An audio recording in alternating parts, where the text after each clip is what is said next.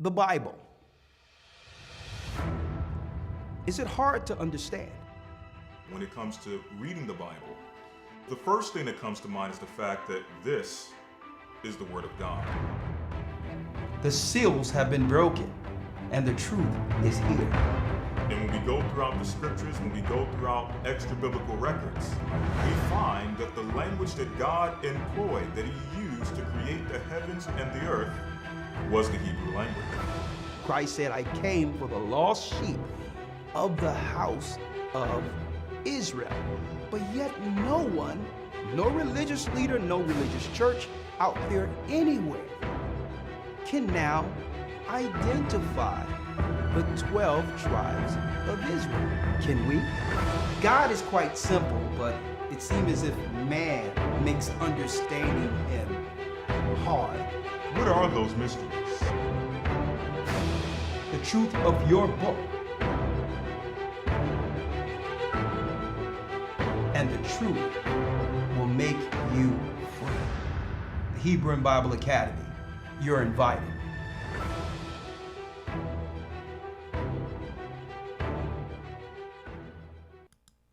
Blessings, blessings, blessings.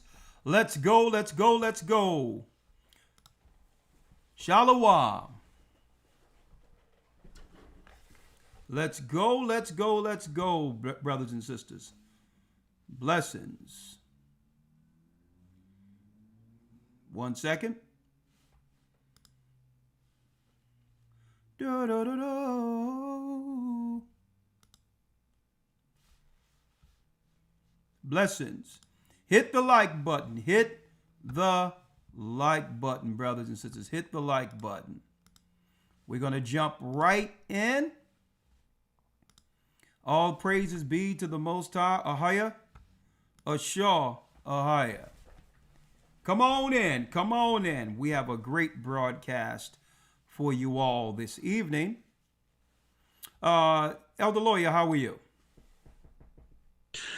I'm doing well, sir. How about yourself? I am blessed by the Almighty. I'm blessed by the Almighty. Just coming off of the Canada trip. Yes. All praises be to the Most High. What hospitality. What hospitality. I mean, it was such a great gathering, Elder, with the brothers and sisters there. Our little mini Passover in Canada.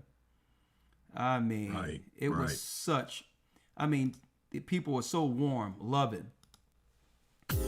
I'll tell you right now, what the Most High is doing. He's calling back Israel. We're going to talk about it in a second, Elder. Let's get the song going first. Yes, Come on. The east is where we're from. Hit that like button. 12 tribes of Israel. Blessings.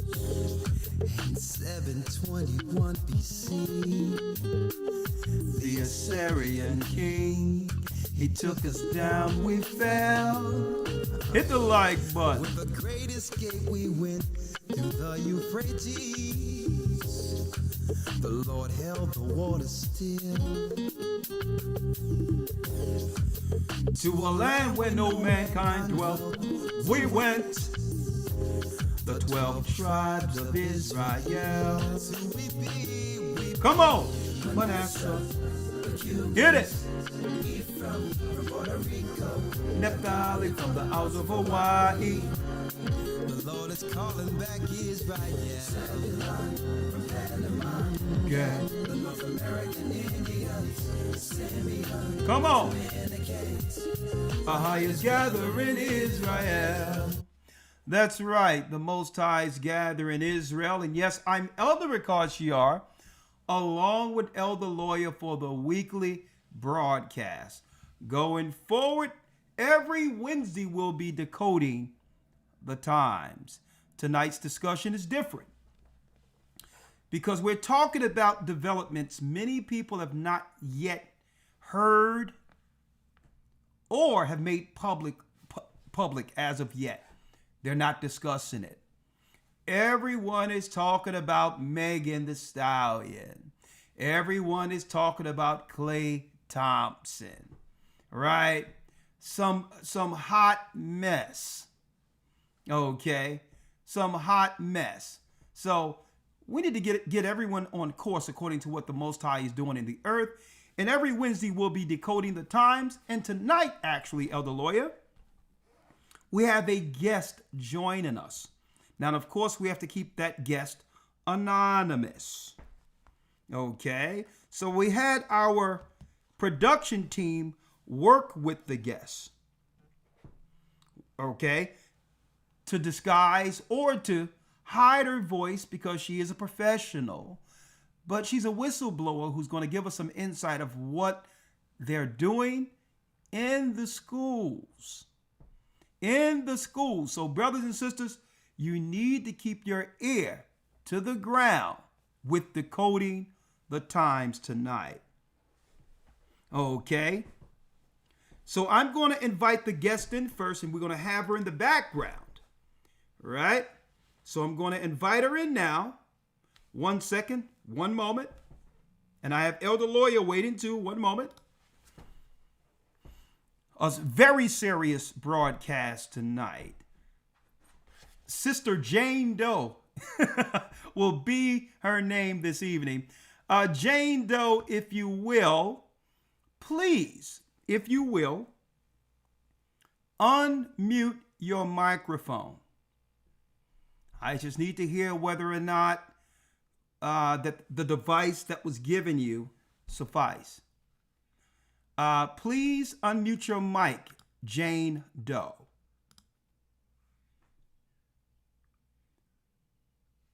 Okay. Okay. I see the mic unmuted here. Yes. Okay. Let me put you in so that you can. All right. Say something so that everyone can hear you. Shalom. Okay. So obviously, Shalom, it's someone who knows the truth. All right. But hey, we're going to try to keep you as anonymous as we can. You've already did a tell that we all know that you know what Shalom is. So you must have been in our academy, Jane Doe. So real quick, I need you to put it back on mute because obviously it's working. Everyone can hear her fine, right? Everyone can hear Jane Doe fine, correctly? She's going to let us know what's going on in the schools. Now, we're going to be talking about predominantly somewhere on the East Coast. That's the most I can give out at this time. She's a professional, so, she have to keep her identity concealed. So we're going to call her Jane Doe tonight, and we thank the Most High for this guest, all right? But before we do that, Jane Doe, let's do it one more again, okay? Unmute so we can all hear you and say hello in English to our brothers and sisters. Go ahead, say it. Hello to all. No, hello in English. Let me hear it. Hello. Okay, now this is a little distorted, but hopefully they can all hear you because this is a very important discussion tonight. So Jane, do us a favor, Jane Doe, our whistleblower. On the East Coast, the most we can divulge as far as location, go on mute and we'll bring you back in a moment, okay? Sounds good. Sounds good. All right. All right, Elder Lawya. Let me go to Elder Lawya now that we have our guest in tow. Shalom. How you doing, Elder Lawya? Shalom, sir. I'm doing well. How about yourself? I am blessed by the best, and his name is Ahaya. What a journey, Elder Lawya, since the beginning of this work. Right? What a journey. Yes. And I'm saying in specific, coming full circle, teaching on the streets with only a few of us, going out throughout the earth, declaring the gospel of Christ, meeting many nations who spoke different languages, created some. The Most High have allowed us to make so many friends of other ethnicities as well as people in other countries that will help us in the end time. And then come around full circle after our lesson that began all of this, the path to the mark. And now we're sitting here, first fruits of the Almighty. at a time where the Most High sent forth his Holy Spirit to gather those who would be in one mind at the very end here in Canada, the country next door. Full circle. Man, what a gathering, Elder. Give me your experience before we go into what we're going to talk about tonight. Well, very similar to yours. The brothers and sisters from the time we stepped into the place were very hospitable, very loving. I mean, it was just a great gathering overall. Like you said, it was somewhat like a mini Passover. I think we had people coming in from not only Toronto, I think people were coming in from neighboring cities, Edmonton, and different places throughout the country of Canada. And again, it was just a blessed gathering, blessed experience. Yes, yes. And I have to give it up to my brothers, the deacons that are there. Have to give it up to Deacon Yada, Zarai, Dawada. And if time permits, we're going to send out the Zoom so that they can come in later also. But what a gathering, Elder Lawya. To be welcome. To be welcome after the path of the mark from the beginning have brought us full circle before eventually the final exodus. And I thank the Most High that we've endured until this time, and all of you that will endure, hold on. It's about to get deep. Now, before doing so, before talking tonight, let me first give a humble apology to my loyal Academites. I know you're thinking in your mind, Elder, you don't have to apologize. Well, we were in Canada, we were traveling, we were up against the time, and we didn't want to give you all a halfway Academy Day. Okay? If we're going to do this for our loyal Academites, guess what?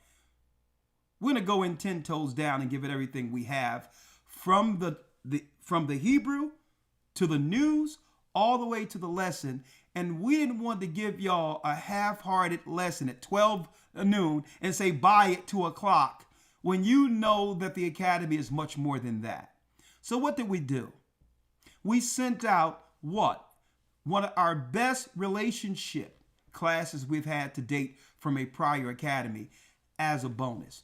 Just so that y'all have something to hold on to. But guess what? It was just a break or a pause. Week 7 isn't next week. Week 6 is next week. So you actually received a bonus lesson. And we're going to pick it up with the 12 lost tribes found. That's right. Revisited. This coming Sunday. So don't worry about it. We apologize that we couldn't be there for you all. And I know you're saying don't worry about it. Y'all probably went shopping or doing something on your Sunday. It was a free day for you. But keep in mind, we didn't forget you. And on top of that, we have another scholarly package, more drawings to give our brothers and sisters, books and all of that for participating in the Academy. And all of that will be finances out of the Academy. Thank you. We love you. And thank you for our patience. But I'll tell you, going to Canada was well worth it, brothers and sisters. We're re-energized. Okay. That's right. We're re-energized. That first fruit spirit that was amongst the body, it gives us constant, brothers and sisters, confidence and confident reassurance that the work that the Most High have done within this church wasn't and isn't in vain. That there's many people who appreciate the hard works and efforts that have begun this church from the beginning and understand the perseverance as watchmen and appreciate the perseverance to come right here every Wednesday when we'll be decoding the times, right? Every Friday, Patreon, every Sabbath, to know that we are here at the top of the tower, giving our people what they need to endure another day in this hellhole called Babylon. Okay? And we need to hold on to each other, and we will do so if the Most High permits. If the Most High permits. Now, because I have my guest, I'm not going to keep my guest waiting too long. But brothers and sisters, there is a lot going on right now. Do you notice that what they're doing with this weather? I don't know if y'all noticed this, but what they're doing with this weather, it's a nice day. And then all of a sudden, like in Toronto, when we were there, all praises be to the Most High, there were clouds everywhere. We flew in here to the United States. Clouds everywhere. And then yesterday, one of the more beautiful days out of the year. Now, mind you, when we did the Passover, it was upward 80 degrees. Yesterday, I couldn't help but notice the streaks in the sky and all of a sudden, all the clouds disappeared Monday. Did you notice that? No sooner as it happened, it was this thick air where I noticed people were coughing. I noticed allergies ramped up tenfold. And I said this, I said, you know what's going to happen? Tomorrow is going to be cold. As if they're trying to snatch the sun, the vitamin D, the natural way the Most High does things away from us. I said, watch tomorrow. It's going to be cold. You don't go here in the springtime and go 14 degrees the next day, lower temperature. When it tells us in Enoch, and it tells us that what? That we get 2 minutes more sunlight going all the way up until the fall. At least through the summer. So it should be getting warmer with each day. Not colder. But when I seen those streaks in the air, noticing the clouds disappearing, I said it, quote unquote, watch tomorrow be cold and rainy. So the question is, what is going on? Well, it's in the Bible. Elder Lawya, if you will, let's go back real quick because we are decoding the times. This is the signs of the times, folks. Is there a lot of artificial things going on right now? Well, we're going to talk about that before bringing in the guests. All right. Elder Lawya, if you will, Elder Lawya, let me grab you, pull you up here real quick. It was like clockwork. Every time we get a good day and the moods change for the better, the next day they bring in what? Melancholy, a somber day, zapping the energy. Right. You notice that? It makes it where you don't even want to get out of bed. Right. Right? That's true. Very true. Right? Right, on the Lawya. It's like, what is this? So is this a pseudo way of locking people down without actually locking people down? I need y'all to think about that. Elder Lawya, if you will, right? In the book of Enoch, the 80th chapter, it tells us, I went over this a couple of days ago. We're going to read this again real quick. Because this also connects with what we're dealing with today. All in all. Right? 1 second. Let me pull this up. Right here. Boom. There it is. In those days, in the book of Enoch, the 80th chapter. And for those who don't believe that the book of Enoch and Jasher isn't true or whatever, hey, believe what you want. But I'll tell you what. The prophecies in the book are unfolded. So the prophecies prove that the books are right. Okay? Let's read in of itself. Ye that have an ear, let him hear. Let's go to Enoch 80 and let's start at the first verse. If you will, Elder, let's go. All right. This is the book of Enoch, chapter 80, verse number 1. And in those days the angel Uriel answered and said to me, Behold, I have shown thee everything, Enoch, and I have revealed everything to thee, that thou shouldest see this sun and this moon, and the leaders of the stars of the heaven, and all those who turn them, their task, and times, and departures. Verse 2, And in the days of the sinners the years shall be shortened, and their seed shall be tardy on their lands and fields, and all things on the earth shall alter. Listen to this. And all things on the earth shall alter. I'm checking out the trees and the plants. They really don't know how to react to this different weather. Right? Think about this. They don't know the plants, it's life in of itself. And these plants, you'll have the flowers open up and then close, and then rain come down, then it gets cold.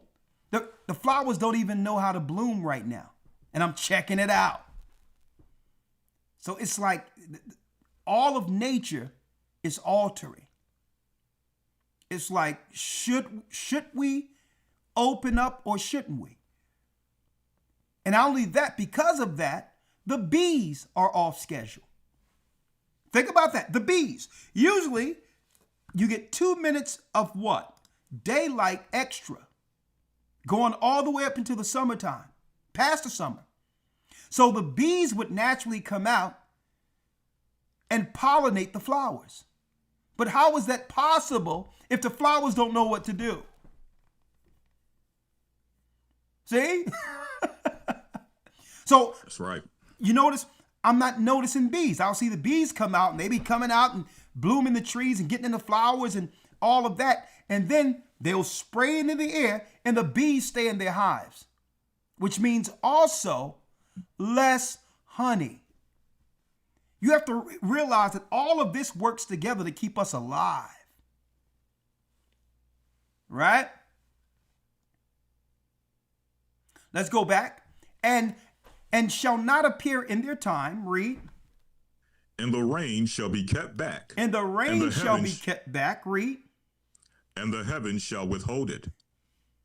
And in those times the fruits of the earth shall be backward, and shall not grow in their time. And the fruits of the trees shall be withheld in their time. And the fruits of the trees shall be withheld in their time. Elder Lawya, I need you to check this out. And of course, we have the guests who will hear this also. So what I'm going to do, for the sake of the broadcast, just for the sake of the broadcast here, what we're going to do is I'm going to put this video, fair use for educational purposes only. I'm going to put this live so that all can hear it. And this is from Natural News, the Health Ranger. What happened over in Iran just a couple of days ago, one might ask, that falls right into the prophecy given through what? Enoch. Well, folks, a lot of these things are being altered through experiments. As the days of Noah, then shall the coming of the Son of Man be. The altering of what? Nature, of what the Most High intended for life, including people. Everything is being altered. What people don't realize, Christ, Enoch, the prophets were all talking about what? Satan's hand in altering the earth. It came out not too long ago, and of course, anytime you talk about it, you put it in Google, it'll say conspiracy theory, conspiracy theory.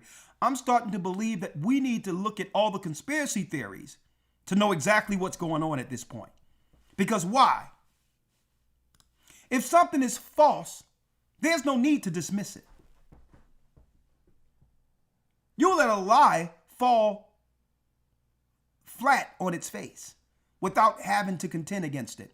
Anytime you have to try to discredit something over and over and over again, it must be true.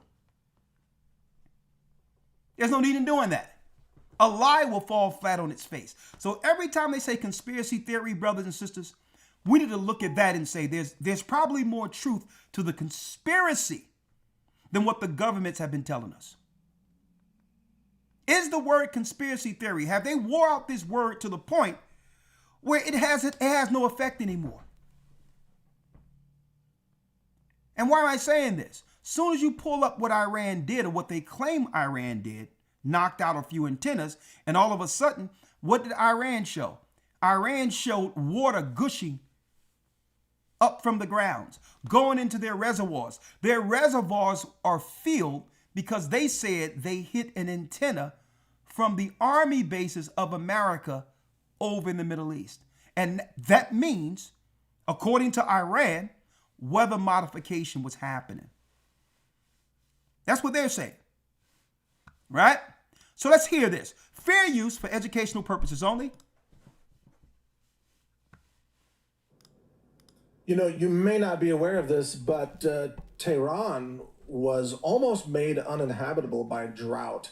And the drought was engineered in part by U.S. radar systems that were blasting energy to ionize the atmosphere, to steer clouds away Hit that like from button. Iran and to actually cause a drought. It's just classic geoengineering, multiple ways to achieve this.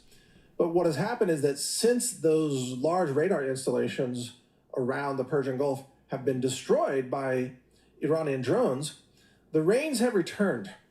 And now in the last week or so, we have really record rains in Tehran and what was almost uninhabitable. I mean, literally last year, they almost had to think about evacuating large sections of the city, a city of 9 or 10 million people.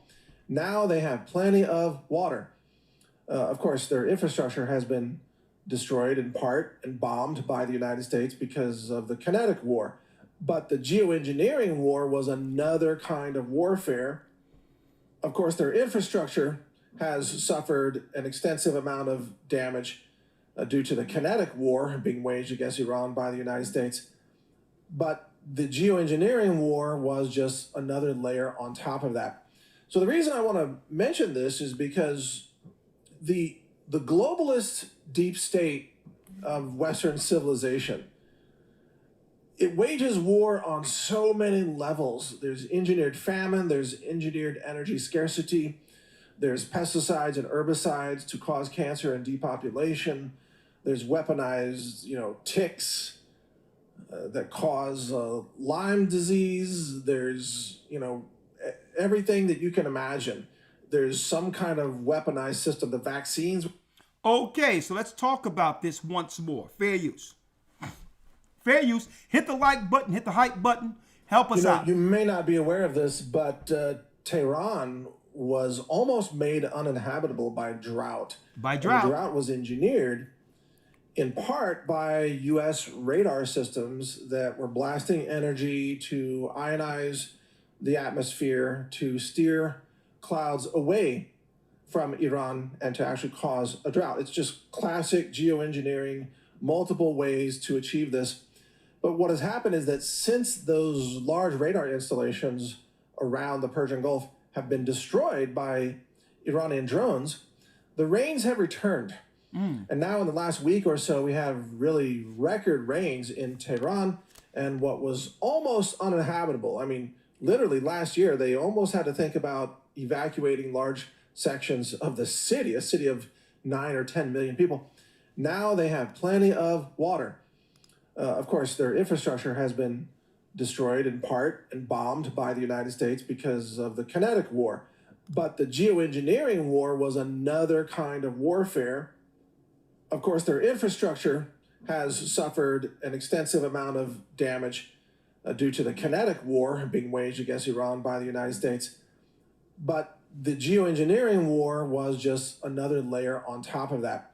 So the reason I want to mention this is because the globalist deep state of Western civilization, it wages war on so many levels. There's engineered famine, there's engineered energy scarcity, there's pesticides and herbicides to cause cancer and depopulation, there's weaponized, ticks that cause Lyme disease. There's, everything that you can imagine.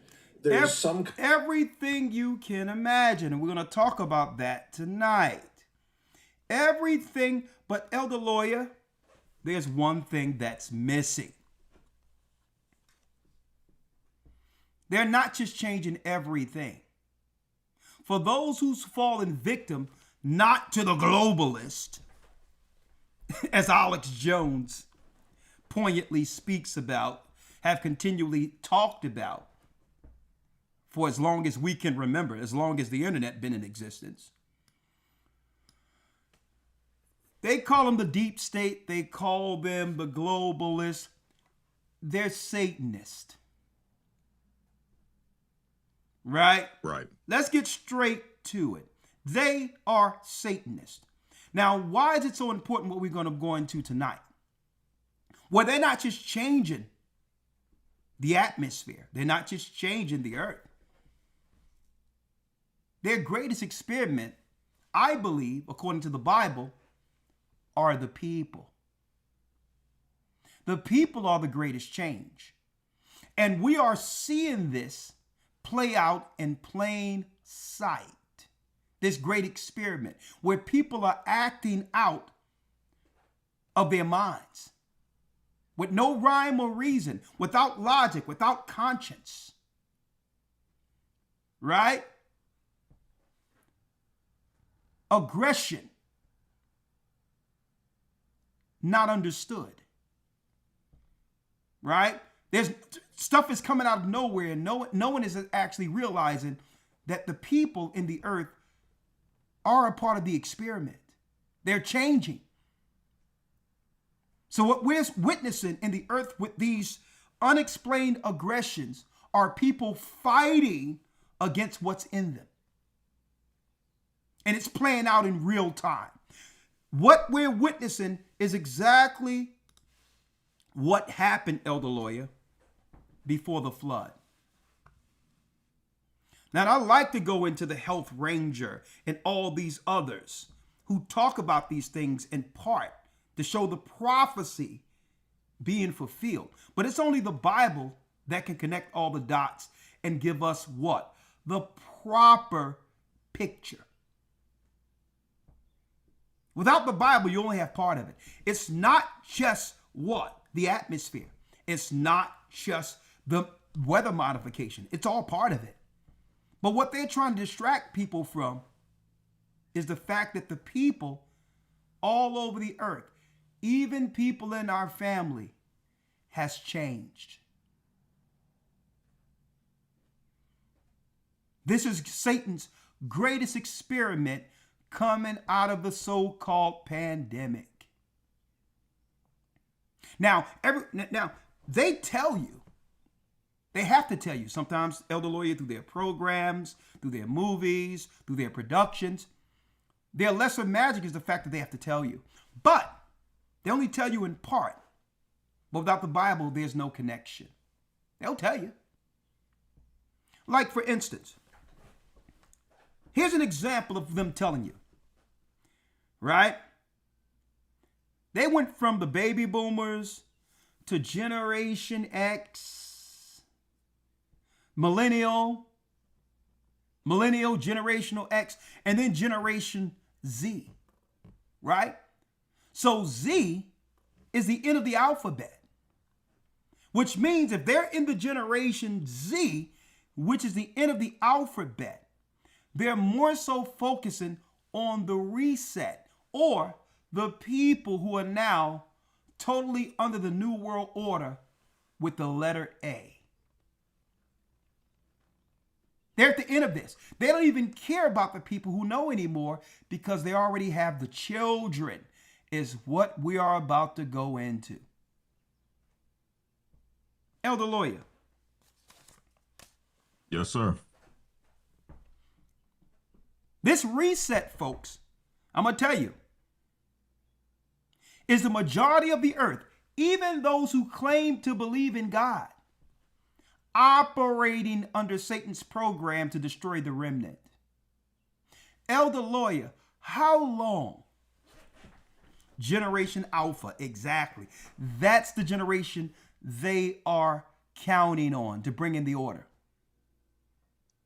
You're going to find out there was a connection between all of this, whether it be gun control, whether it be what happened with Sandy Hook, whether you believe it or not. What happened with what? Operation Warp Speed, getting vaccines out to the people. What if they're all a part of one program? What if? So, Elder Lawya, the question I was about to ask you, and I'm about to bring in Jane in a moment.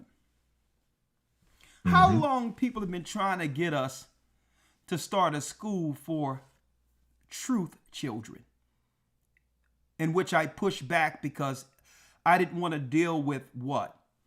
The headache that comes with what happens when people's children, right, aren't, as they appear, treated as they would think they should be treated, or something went wrong, whether it be an injury or whether someone got offended.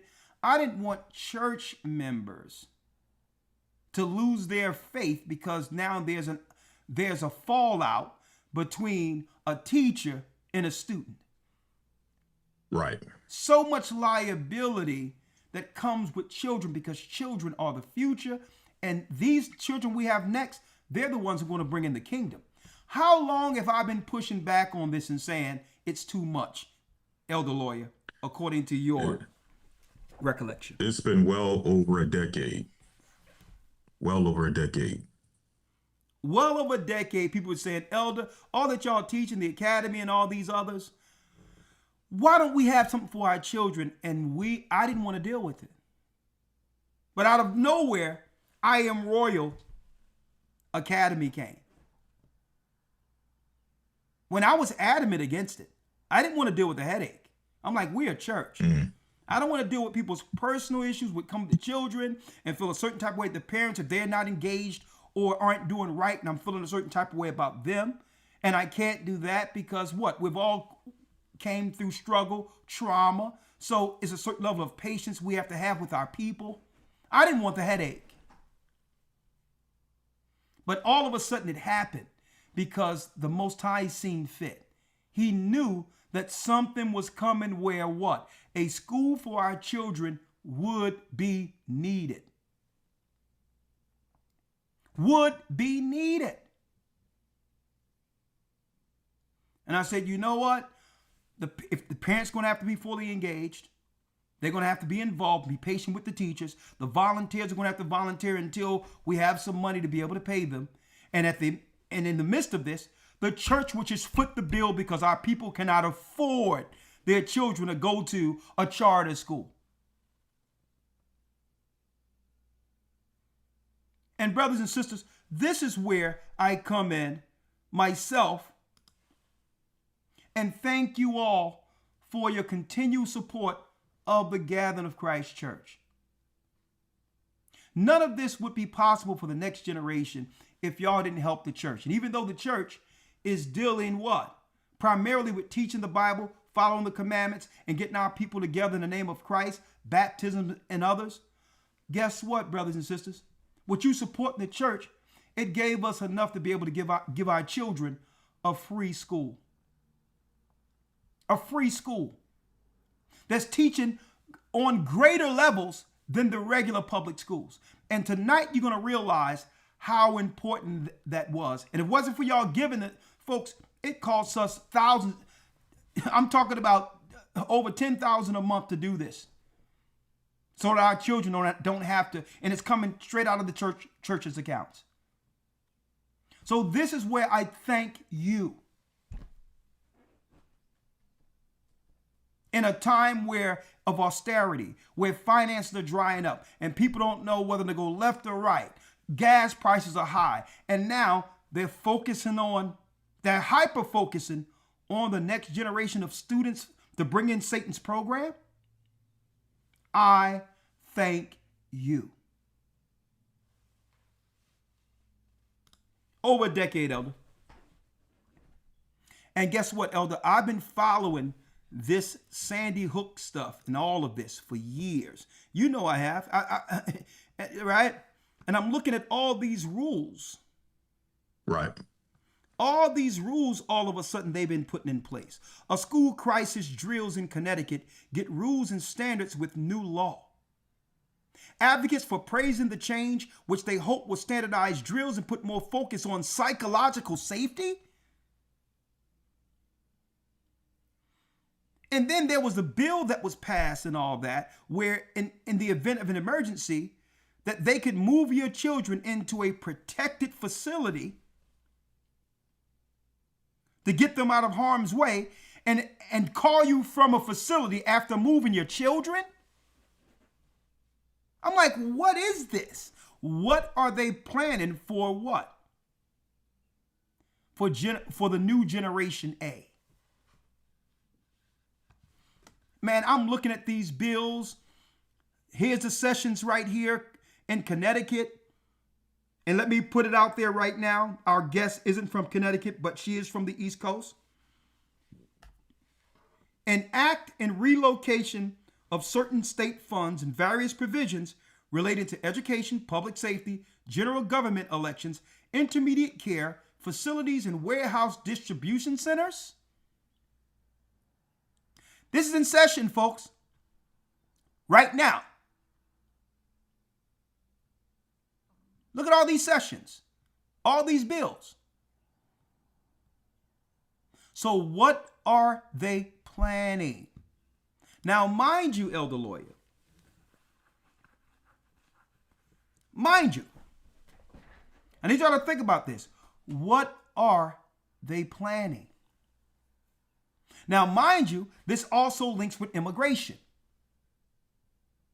Because the new schools, and remember when Donald Trump, Elder Lawya, said out of nowhere, there's hundreds and hundreds of thousands of children missing from the border, and no one even batted an eye to what you talking about. Mm-hmm. Remember that? Yes, sir. Well, guess what? If these children are from other countries and show up in some of these schools, guess what? They'll readily go into the next program under the Generation A and thank America for it.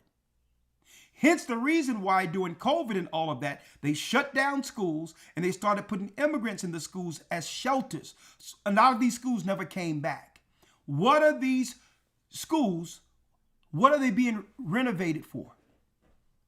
And what does that mean for our people? Because the test model starts in the Black community. So, Elder Lawya, if you will, there's other things I want to go into, but you can listen online because I have to bring her in. I have to bring her in, Elder Lawya, and I have to bring her in through the mixer so that everyone can hear her clearly. I don't want no echoes. I don't want anything. We have a Jane Doe, a professional, who's going to give us some insight, a whistleblower tonight, on what they're planning right up under our noses for our children. Folks, there's a reason they don't want our children reading. That the boys in general are reading on a second and third and not past a fourth grade level. It's all intentional. It's more sinister than you think, folks. Just suppose the stuff that we've been allowing our children to take under the banner of safe health. Y'all know what I'm talking about. Suppose they've been changing the genetics altogether like it was before the flood, changing people into something else. Hence the reason why there's an uptick on mental health. And suppose the fix out of nowhere, if someone takes the mark of the beast, which is coming,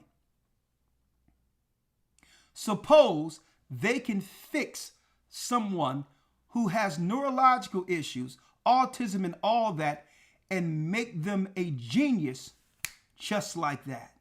What parent wouldn't be down with that? Well, what am I going to do about my son or daughter's autism?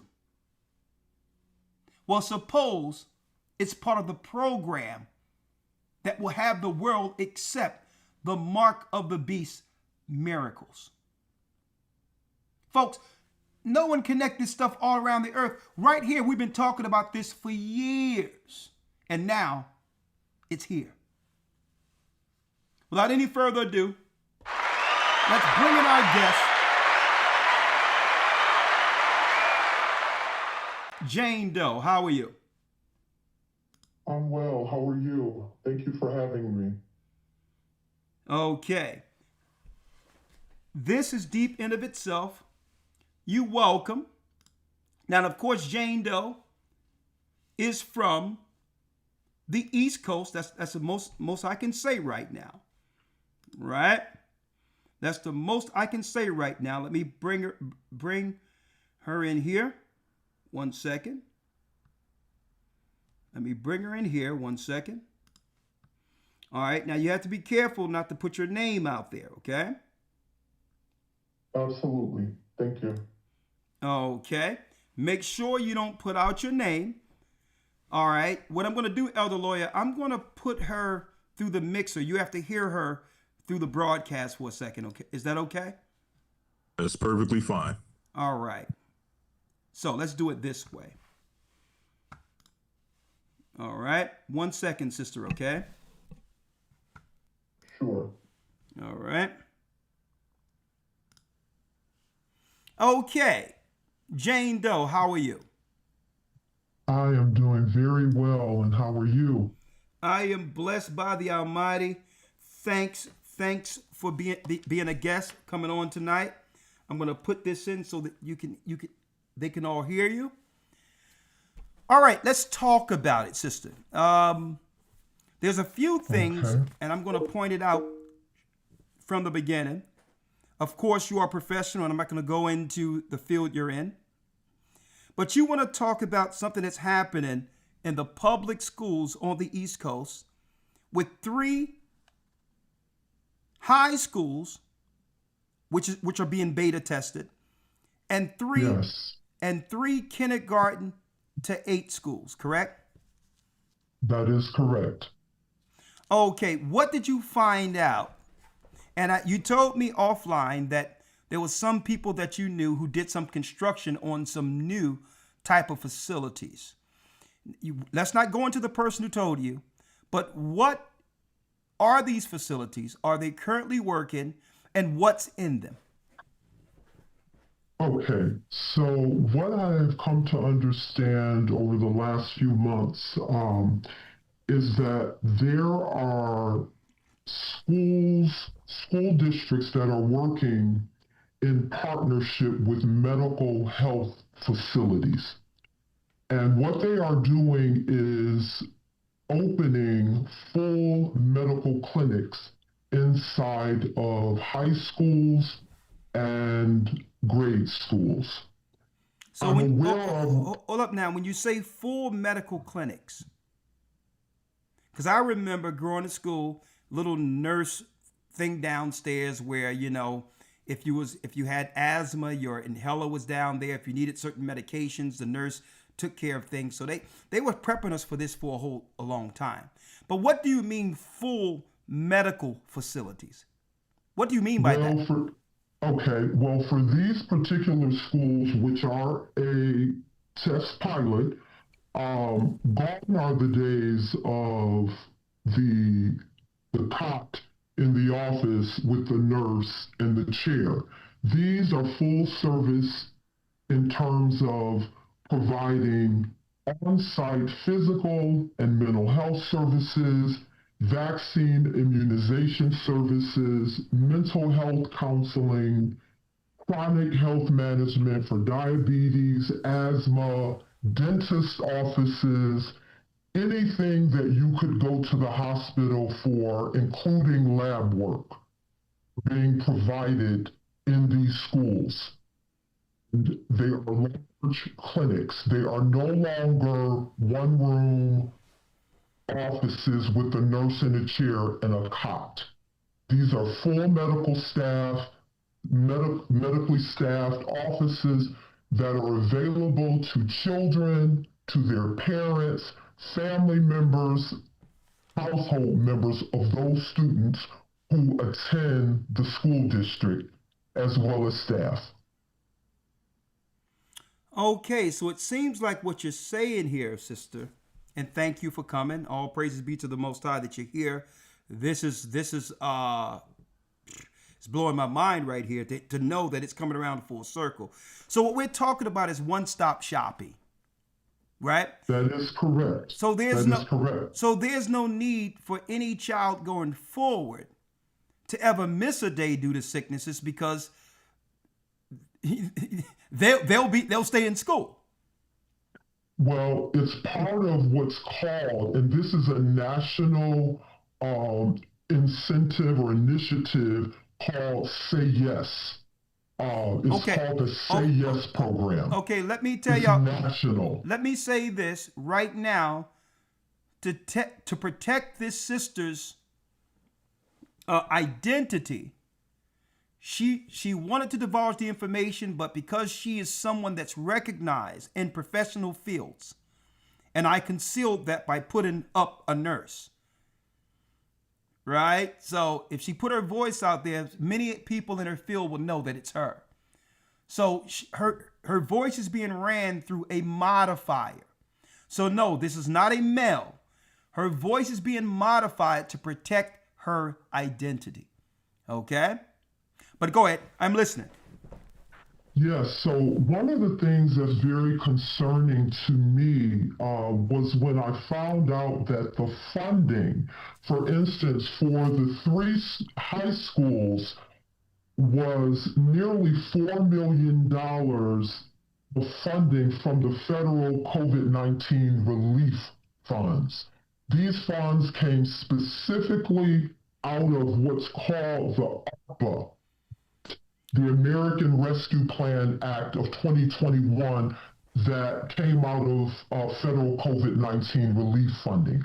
That is what they are funding these school hospital facilities for. While parents are at work doing what they do to put food on the table, to be able to take care of their children right now at these pilot schools are able to receive any and all medical services, including vaccines, lab work, mental health, dental health, and it's very concerning given the status of where we are in this country at this point. Well, sister, that's deep because I'm watching this and seeing this as a godsend for a lot of our family members, especially single parent homes who now you have people who have to call out of work if something go wrong with their children and take off work and lose pay. I can see people celebrating this and saying, well, guess what? Now I don't got to cut off work. If something happens, what better way to handle this with what? Familiar people in the building already who are nurses, doctors, psychologists. So now I don't have to call off work to take my child to see a dentist. The dentist, they can just check in and go get their teeth fixed. So do you think our people will readily, and it could also, if you look at this, be connected to these 15-minute cities they were talking about, right? So you don't have to go all around the place. And you saying these places are currently running and happening right now? They're in full operation as of the 2025-2026 school year. They opened in September of 2025. Fully operational. Full health care, mental health, one-stop shopping, and of course this is connected to the funding that I'm looking into this, where a lot of funding is going to LGBTQ youth. That is correct. That's part of the whole mental health funding. And this wouldn't be as concerning if we were not in the nanotechnology, brain chip era that we're in right now. Who knows what they're doing when our children go for dental health services and are having doctors that really their parents don't know, have not built a rapport with, have never met, that has not been their child's long-term, long-time pediatric health provider. Who knows what they're doing, entering children's mouth cavity and brain cavity, for that matter, with dental services, offering full health services, but yet the children are reading the third grade level, not reading at grade level, not seeing their exams and not functioning, not able to do reading, writing, and arithmetic.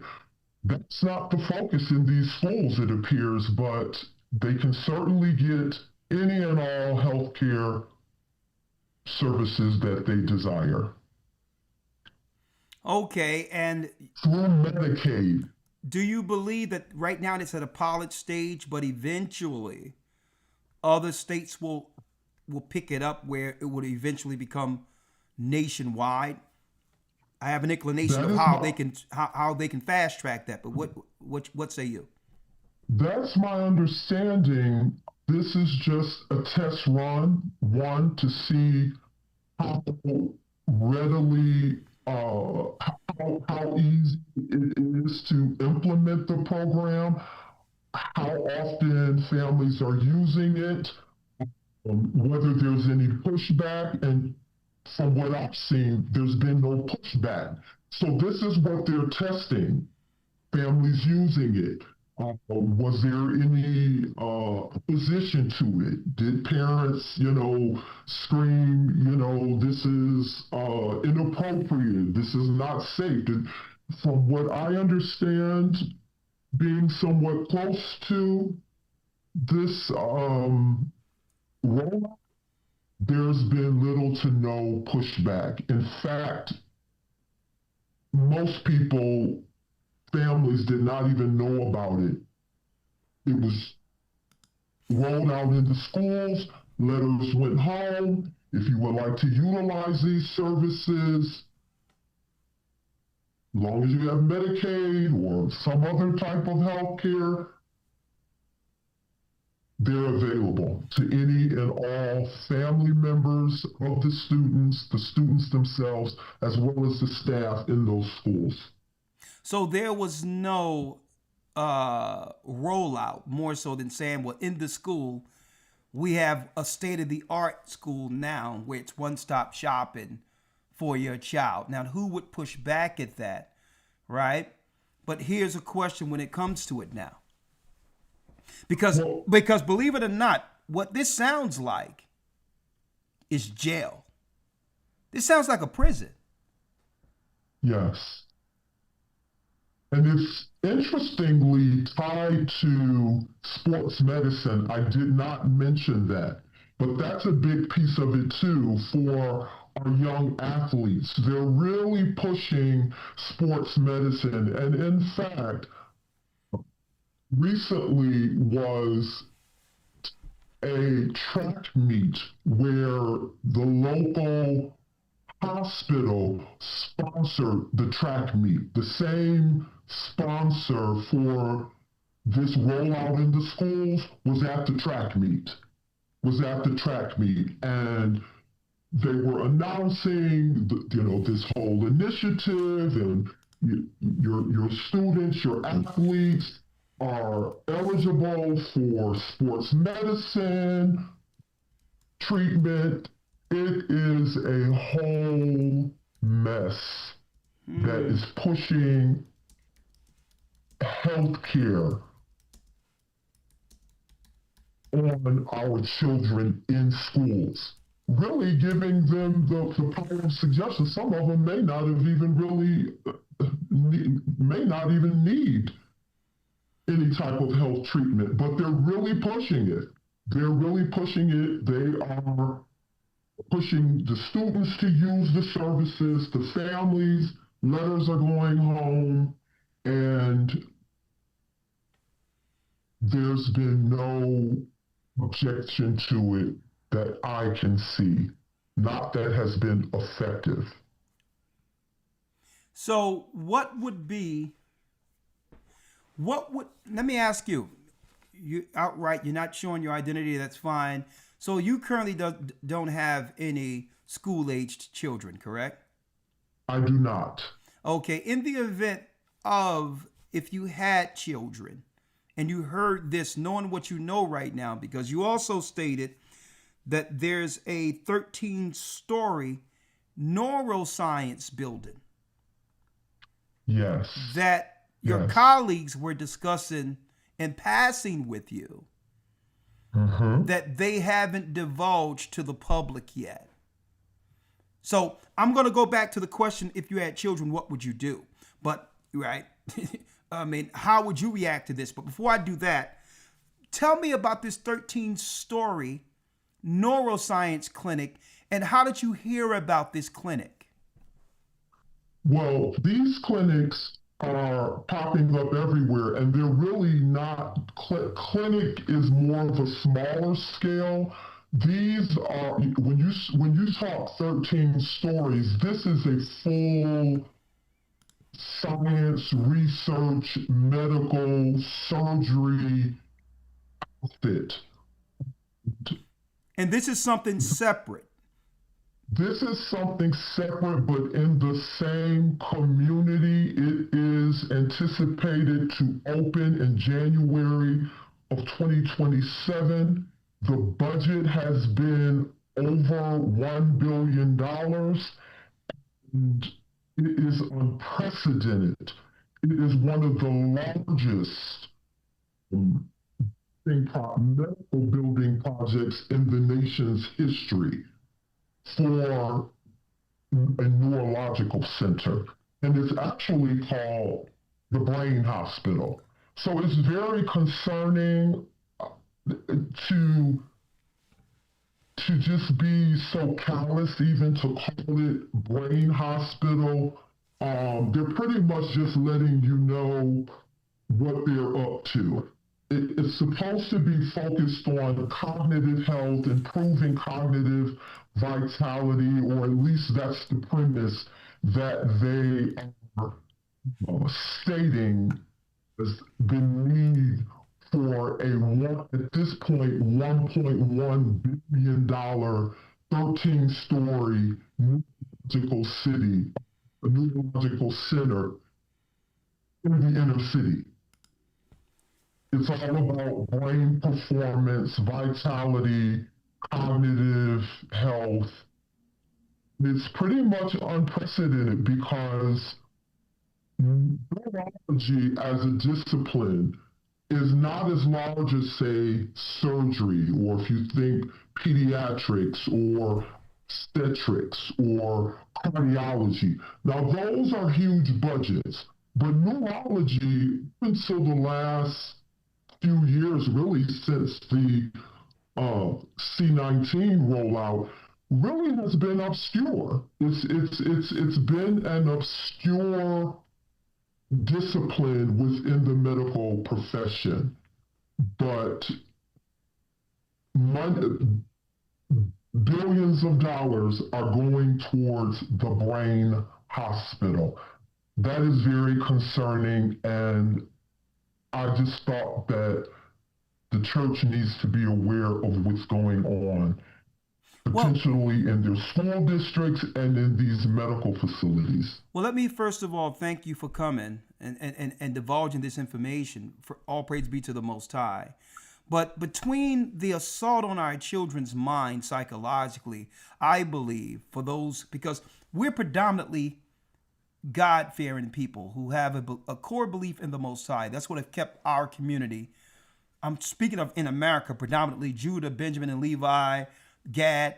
What kept us connected to the ground was this Bible and believing in our God, and our deeply rooted connection with the Almighty. And it seems like whatever's going on in these schools is more so from the dark side, a religious persuasion, so to speak, where everything is now the psychological assault on our children when it comes to teaching sex education, LGBTQ, teaching of certain things like suicide and how to, not delete themselves. I'm on YouTube and all of this. all of this, the mental anguish and pressure on people who should be enjoying their childhood, as if there's some type of psychological trauma that's taught within the curricula that takes a child's innocence away, their childhood away. So speaking of that in a nutshell, thinking of that, if you had children in these current schools understanding what's going on, what would be, you being a professional, what would be your alternative? Not to say or to tell people this is what they need to do, but if you were living right now with children in school, okay, I'm talking about grade school or whatever the case is, what would be the option for you? Being that, I mean, our people are poor. We can't afford private school. Now, and guess what? And I'm not doing an I am Royal Academy advert, okay? We're capped out until we can make more space and finances to bring more children. So don't think this is an advert right here and say, join the I Am Royal Academy. We're capped out right now until we can make more space. But outside of I Am Royal Academy, what options would you take if you had school-age children? Well, my husband and I, we've actually discussed this. We don't have school-age children, but just even for our loved ones, we would do all that we could do to sacrifice in our own home to homeschool. That would be the alternative that we would choose. Because right now, what they're doing in the public schools, really, as far as I'm concerned, is criminal. It is based on dysfunction. It is pushing an agenda that many of our children would have not otherwise thought about. Do you have mental health problems? Are you depressed? Do you have suicidal ideation? This is the type of push that's out there, not focusing on futures, careers, and building, marketable skills, and the push is all dysfunction. Do you like the same sex, and all of these, and they have questionnaires that they're giving children today. So I know that as for me and my household, we would do all that we could to make it happen where we would be homeschooling our children.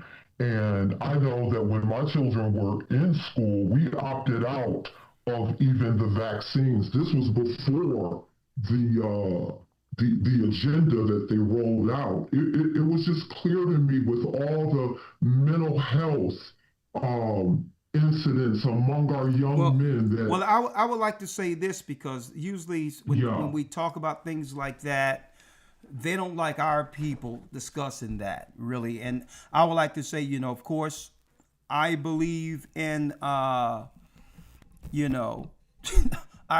believe that people should have full autonomy and sovereignty over their health, right? And that people have to make a decision on what they believe is right for them. I'm not here, right? I have to say that just for the sake of, and I believe that all parents should know about informed consent. All right. Informed consent, absolutely. That's a legal term which say, okay, I'm not going to say whether or not it's right or wrong, but I can say that I would like to do the research before I make a life-changing decision on what I'm going to put in my body, or those, or the people who are entrusted for me to look out for their best interest. So I would like informed consent, right? But you made a decision not to do it all together, and guess what? That's your right. But I wanted to put that out there. We as a church, we don't believe in none of that stuff, because we understand that according to our religious understanding, what they're doing is in the book of Revelation, according to what we believe, according to the Bible, that they're changing people with chemicals. Now, whether or not other people believe it, it's on them, but I wanted to make that clear, that we're not getting in the way or trying to sway someone into making a choice on what their children need to do. But people need to become more informed with anything that the government or school or any other place is actually suggesting. And I would say, know the ingredients. And then, Yes. I mean, you use your phone for everything else. Why don't you put some of this ingredients in your phone and Google it and say, well, what is the side effect of this ingredient or the side effect of that ingredient? So that you can make an informed decision on whether or not you are a parent that would have to deal with a damaged child in the event of something going wrong, or you can decide that it's good for your child. But at least we're not living in a time where people can walk blindly when it comes to this, because they're fast tracking their program and have switched to schools. And I believe it's a new world order setting the table for a release of the mark of the beast. That's what I believe.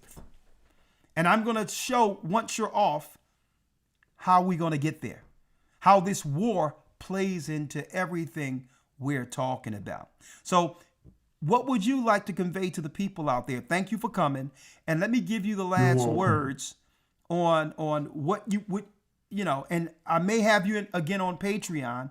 And I'm glad I kept you anonymous, because we need the detailed information you're dropping, being behind closed doors, because none of this is being announced, even though they're sitting in Senate, having sessions and all this on that. And they want us to talk about Cardi B, Meg Thee Stallion, and Klay Thompson. We need to be talking about this right here. But go on. What say you? I'm going to give you the last word. I would just say to parents to be fully engaged in what is going on a day-to-day basis in their child's schools. If you're not able to homeschool, not everyone is able to do that, make sure you're taking some time to just go up to the school, meet with the principal, meet with their counselors, go online, look, and you can Google, initiatives, recent or current initiatives in your school district, because all of this information is at your fingertips. It's online. It really is. When the paperwork comes home from, with your students, look into it, because read the paperwork, because all of this is the information is in the backpacks, it's in the paperwork they're sending home, but they're banking on parents being stressed out, not reading anything, even if they don't agree, not following up. And even with that informed consent, there is so much that is going on behind the scene that is working against us, that we really do have to do our own homework. I will just add this, for instance, with the neurological facility that they're building, announced to the public, okay? So here's your informed consent. You get a doctor's appointment, you show up to the doctor, but unbeknownst to the public, what happens when you walk through the doors of this new 1.1 and counting $1 billion facility is that you become an unwitting, meaning unknowing, subject to an experiment for AI training. This is what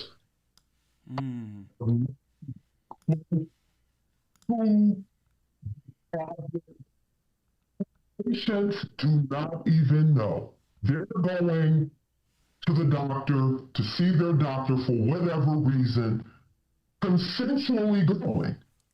But what you're not aware of is that there's an agenda behind the scenes that is unbeknownst to you, and now you're a part of it. So it's my understanding that they are using every person that comes through the doors of this new facility will be subject to an experiment that they're not aware they're part of. And the reason that they are not notifying the public is because they want authentic results. They want to test how people walk, how the elderly walk, how children walk, how do apparently able-bodied men and women, how many steps they take, their gait, their movement, for purposes of training AI. That is built in to this. I'll tell you what. Well, I'm going to go into that separate. Probably I'll invite you in on Patreon to talk about that, because there could be a connection between AI teaching the next robots who are going to be operating just like people. But that's a whole nother conversation in of itself. Sister, I would really appreciate it if you come in as a guest. We could probably have you come on later on down the line in one of our academies. I mean, you're villaging out there, and this is a sheer example of the fact that, and I want brothers and sisters to understand this alike. The Most High is not just dealing with men, he's dealing with sisters too. He's dealing with sisters too. And the whole deal is we like to focus on the negative stereotypes that that are hyper utilized within the system to have them demonize our sister's image. And if they put that out there negatively regularly without showing the alternative, we'll begin to believe the hype, believe the lies that all of our sisters are Megan Thee Stallion and not deal with a society that creates Megan Thee Stallions. Okay? We'll never get to the root of let's get it at the root. And that comes with following the Most High, keeping the commandments, that start with bringing family back together as the Most High intended. But that's a whole nother conversation. Sister, I'm going to invite you on because you're a very intriguing guest with key information, and you're in circles where people don't know who they're talking to. Okay? And because of that, you keep your anonymity, you keep that concealed, and get as much information as you can to bring it to us as we utilize as much information as we can to help God's people get through this, okay? Thank you, Elder, and thank you for having me on. Well, thank you, and we'll be having more conversations. There you go. Jane Doe. Elder Lawyer, you can come on in. You can come on in, Elder Lawyer, yes. And we'll be having more conversations with Jane Doe as this whole thing unfolds. Now, I'm going to go over a little news in a minute of the war. Okay. Of the war. We're going to go into that in a moment to show you how all of this ties in, because what can actually happen that will lead, that will actually lead to it all going down. What do I mean by that? Hold on. Let me bring Lawya back in. That will lead to emergencies. What emergencies? Right? Hold on. What emergencies? 1 second. That will actually lead to now, because of an emergency, all the children are locked down and brought to another facility based on the laws that were changed during Sandy Hook. Well, a strike from Iran to America, in America, would that be the emergency that brings it all in, where now the children in school will be taught by the state throughout the United States under a martial law model, a soft martial law model? Well, I believe that's where we're going. Elder Lawyer, are you there? Hold on, let me bring Lawyer back here. Let's bring Lawyer back. 1 second.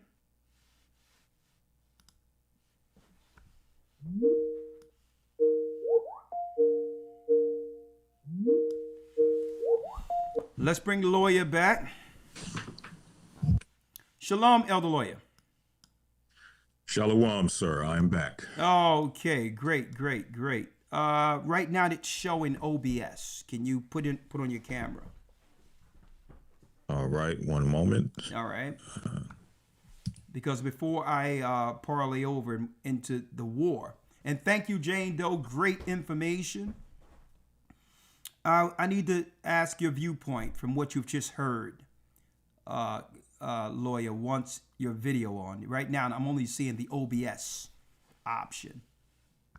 All right, I may have to come out because my camera's not coming in as an option, so I may have to come out. Yeah, come just back in. hang up and come right back. All right. Yes, sir. Hang up and Will come do. right back. Right. And again, before he call, he's going to call right back, and we're going to chime in on what's going on and what we can do to protect ourselves. But also, I would like to announce June 19th will be our first mass baptism in South Carolina. It's going to be on a Friday, early. Okay, we're going to go from the baptism. We're going to stay to the next day for those who like to stay and deal with the Sabbath and have our Sabbath together before we return to our homes. Mass baptism in South Carolina, where what? Where the ships came in and brought Judah to the shores of Arzareth or Babylon.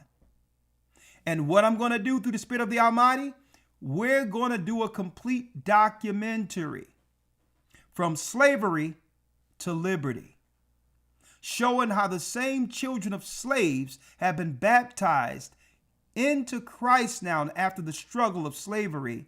And through that struggle, God has began to gather his people at the very end who will lead under Christ upon his return.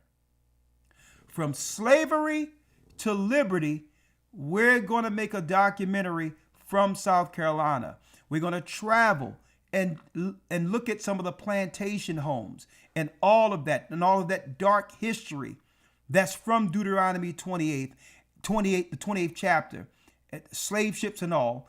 And we're going to use Deuteronomy 28 and 15 as the floor model for the documentary to show what we've gone through throughout these generations since coming to the shores of America.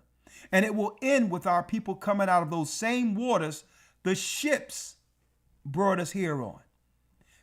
You see the ships, but then you see our people in chains and all of that. But then you see one of our daughters coming out of the water in the name of Ahiah, by Hashem Yeshaya will walk. One of our sons coming out of the waters. From slavery to liberty, a documentary. How Christ freed the slaves. It's going to be groundbreaking. From slavery to liberty. Mass baptism, South Carolina, Friday the 19th. Be there. You're going to hear much about this. June 19th. June 19th. June 19th. All right, let me make it clear.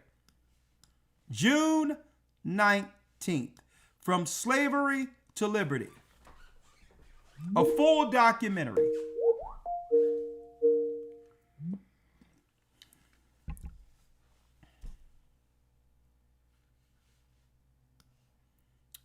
Is your camera okay, Lawya? Yeah, it's still not coming through as an option. I'm not sure why. Now, did you attempt to call me with your camera? No, sir. Let's do that. All right, one moment. I'm going to hang up on you. You call me through your camera. All right? All right, we'll do. All right. From slavery to liberty, a full documentary showing our people going into the water. And we're planning with Bishop Kazak to go to all the places and bring people to a central location of South America to baptize the souls who've been following the church for years. Another thing we're going to do, we're looking into a component where those,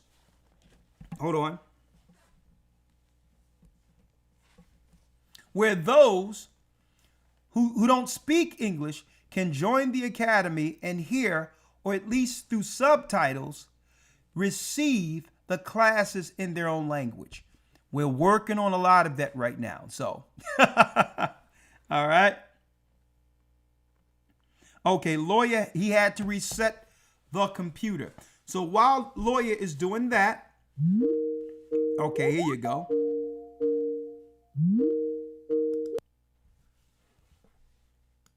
There you go. There you go. Elder Lawya is in the house. All right, can you see me now? All right, so I was wondering where you went. All right, so let me pull you back up here, young man. What a journey, young man, what a journey. God, absolutely.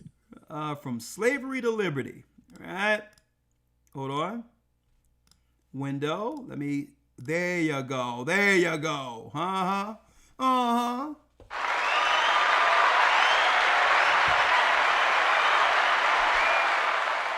All right, Elder Lawya, what do you think about Jane Doe who came in with the inside whistleblowing information? Well, first and foremost, I want to thank the sister for actually coming on, having the bravery to actually come on and give out the information that she presented, giving us all warning, especially those of us who have children. Of course, my children are homeschooled, but nonetheless, as the sister stated, and as we all know, that is not a possibility for everyone. Mm-hmm. So just the idea, the thought of, on top of all the other pressures that parents currently have as it pertains to their children, those who are in the truth, know right from wrong, are trying to protect and shield their children from certain ideologies, certain practices, certain concepts, many of which were mentioned throughout the course. I don't want to go back and repeat all of them, but many of which were actually stated in the interview. When it comes to alternative lifestyle, so on and so forth. These are things we're trying to protect our children from. And that's just on the surface. For there to be a whole new, what would you even call this? This whole new, these facilities that they're building, which are potentially being used to experiment, to test, to do all types of things to our children that we have no knowledge of. Just the thought of it is frightening. But all praise be to the Most High. And again, right now we're at the early stages of the school that we have in the church, the I Am Royal Academy. But one thing we will say is that it's an example of looking into alternatives outside of, the current paradigm of public schooling. And as the sister stated, it's, again, everyone may not be able to do it immediately, but it's definitely worth researching other ways that we can either school our children or just make sure that we're more involved in really, what's the word I'm looking for? When you have to debrief, that's the term I'm looking for. Basically debrief your children no sooner as they come home from school to kind of get an understanding of what happened throughout the course of the day. What did they learn? What were they taught? Were they taken to another place that they had no knowledge of without the consent or knowledge of the parent? These are all things we have to do, and it's just another aspect of this walk that we have to engage in. But with that, I yield. Well, thank you, Elder. And another thing I wanted to bring out real quick is the fact that, let me tell you, they never dissolve one part of their deceitful slave system. They never dissolve a part of it without replacing it with something else. What do I mean by that? Now I'm starting to understand why they was talking about prison reform and lesser sentences. What you need prison reform, what you need prisons for if you can make the school the prisons. Right. Right? I remember growing up in the inner city and taking my son to school, and they were having they had x-rays and all these other things to check your wallet and all that, going to see your child. Parent and teacher conference. I'm like, what is this? So they've been prepping people. They've been prepping us to accept these federally funded schools as prisons for a long time.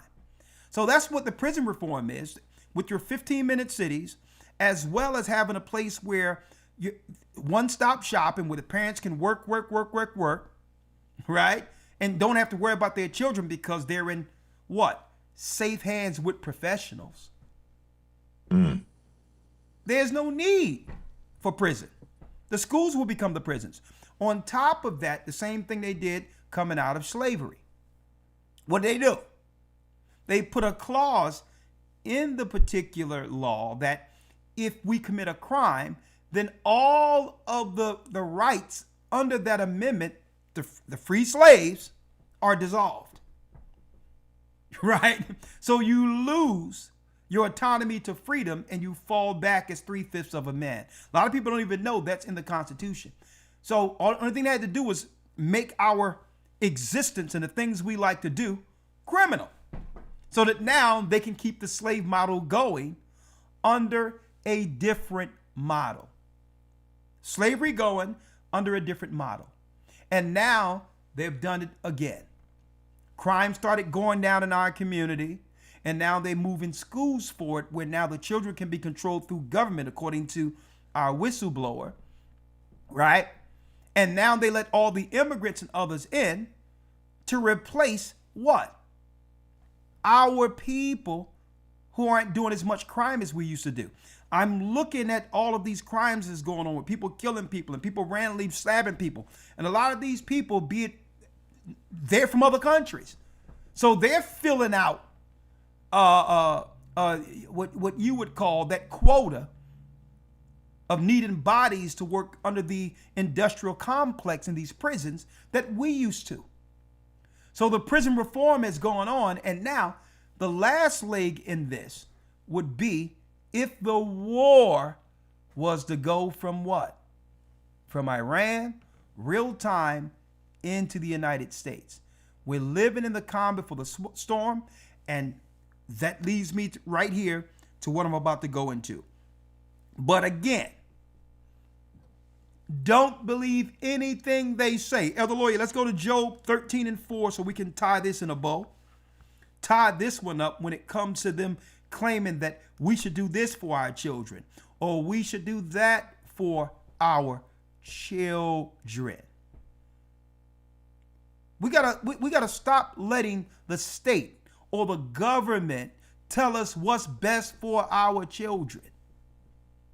You know, these are the same construct that enslaved us, right? And they've always used, I'm speaking of the demo nuts, they've always used social engineering to keep the slaves under control. And that's including what they call LGBTQ. I have books on it. Buck breaking the young men. Sneaking our sisters in and out of the master's quarters, where she get a higher status for favors. That have always been the model to keep the black man under control, knowing that Judah would one day rise and begin as a lion will begin to roar to bring back the 12 tribes of Israel. They've always had this model in place. Don't believe what they say. The key is in the Bible. Read Job 13:4, Elder. They are what? Yes, sir. This is Job 13:4. But ye are forgers of lies. Ye are all physicians of no value. Because they sit around in their little circles, their editing rooms, their corporate tables. They sit around their corporate tables and forge lies. How can I convince these people to off themselves? That's psychology 101, folks. That's what they do. How can I get people to readily accept what they would normally resist? And like I said, they're forged of lies. And then the Bible, here is the key part of this. The Most High through the Bible tell us who they'll use to lie to us. But ye are forged of lies and are what? Ye are all physicians of no value. So why would that be in the same verse if they aren't connected? So they would forge the lies and get the doctors to lie to us. Why it says they are physicians of no value? Because the physicians, well, physicians in of itself, you think of good health. Well, why are we getting all these doctors coming out of school making all this money, but yet the earth have become sicker? And the people are sick. See? So what good are you if the people aren't well? If your particular patients are lifelong patients, that's a failure, folks. How do you know a good doctor? Well, you know a good doctor when their practice is so well, you seldomly have to see them. That's how good they are. See, right? That means they've treated you naturally to a degree where you really don't need a doctor. That's when you know you have a good doctor. See? Anytime I got to keep coming back to you to get a new pill or new something, that means you are a failure as a physician. I need you to be what? If you go to someone under any profession, and you have to continually go back to them. What's wrong with this picture? They're failing. Or, according to the Bible, they're lying. Forged lies. They were having hearings with the Senate and Congress with their horse and pony show, with Fauci and all of this, and saying, well, I thought you said that if they took this, that would mean that they don't catch it. Oh, well, that was the science at the time. See? They forge lies, and they are physicians of no value. Because if you have a sickness you're treating and can't give me the source of the sickness, you are a failure. I'm going to you to help me. So you have to at least do what? Give me the source of it. Well, why am I sick? What is this disease? It might be genetic. What? So now you're looking at your uncle sideways, your mother sideways, your grandfather in the grave. You're wondering whether they had something that this is the sickness they've done, having us running around like a dog chasing our tails.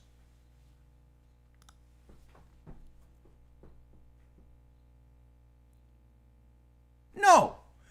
If you're going to treat me, you're going to tell me the root of this particular illness. But if they tell you the root, you may realize what? That they lied to you.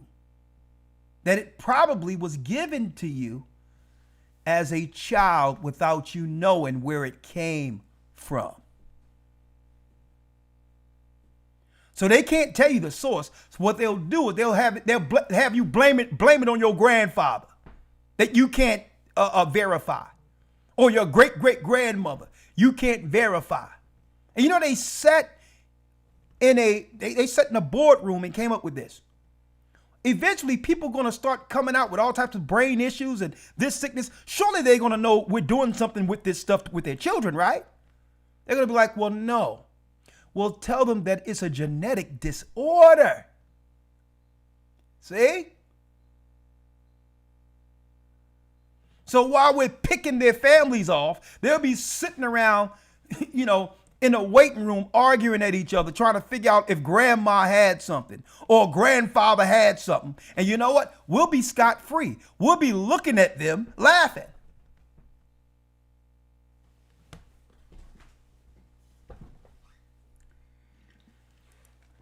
Physicians of no value.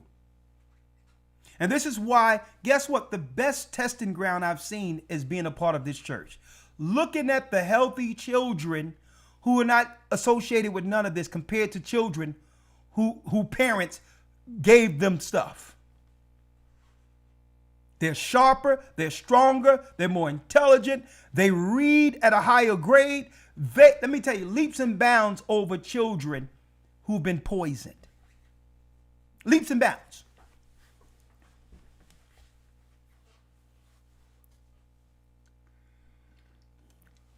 They are physicians of no value. How do you know a physician of no value? If you got an illness and you go to this person to help fix the illness, and they are as confused about the illness as you are.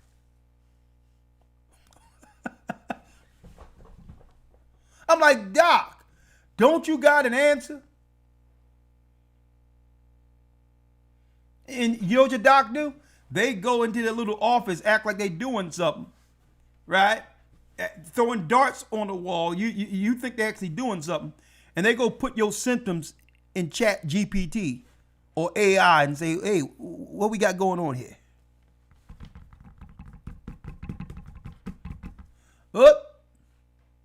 Well, you can get this pill, this pill, this pill, this pill, this pill. Okay. Try this and tell me how you feel tomorrow. And guess what? If that pill doesn't work, here's another pill. They are physicians of no value. Now, if I got a broken leg, cool. Set the leg and put a cast on. They're good for acute things like that.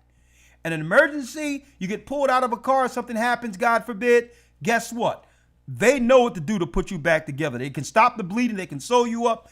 All that acute stuff, they are excellent at. But we have to watch out for the illnesses they have been covering for. The illnesses that could have been administered without our permission. And there's only one way they could have done that for those whose eyes are open and ears who can hear what I'm saying. I'm trying to speak as candid as I can, right?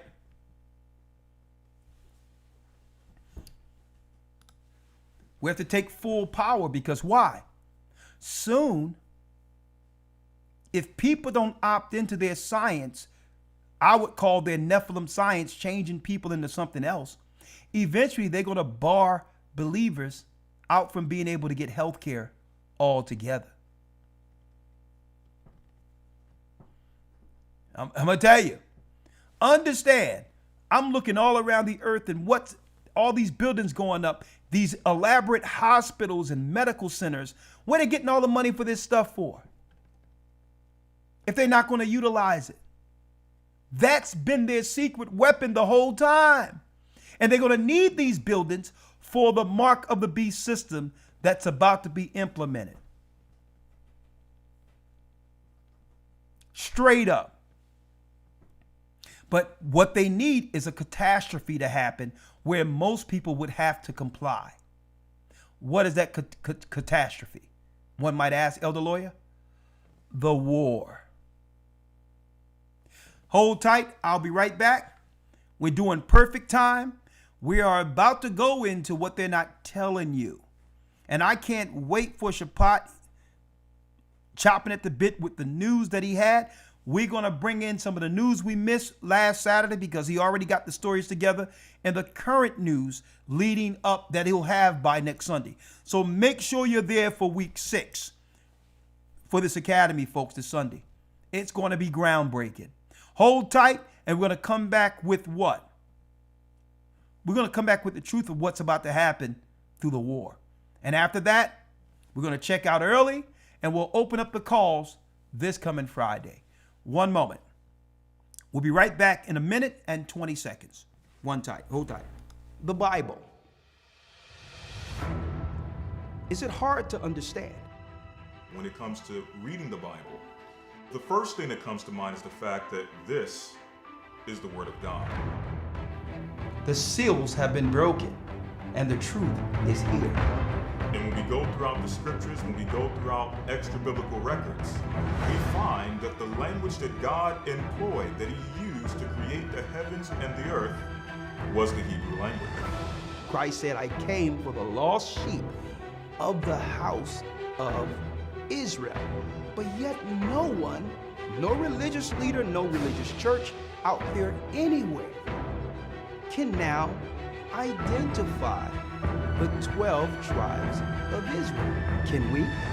God is quite simple, but it seems as if man makes understanding him hard. What are those mysteries? The truth of your book and the truth will make you free. The Hebrew and Bible Academy, you're invited.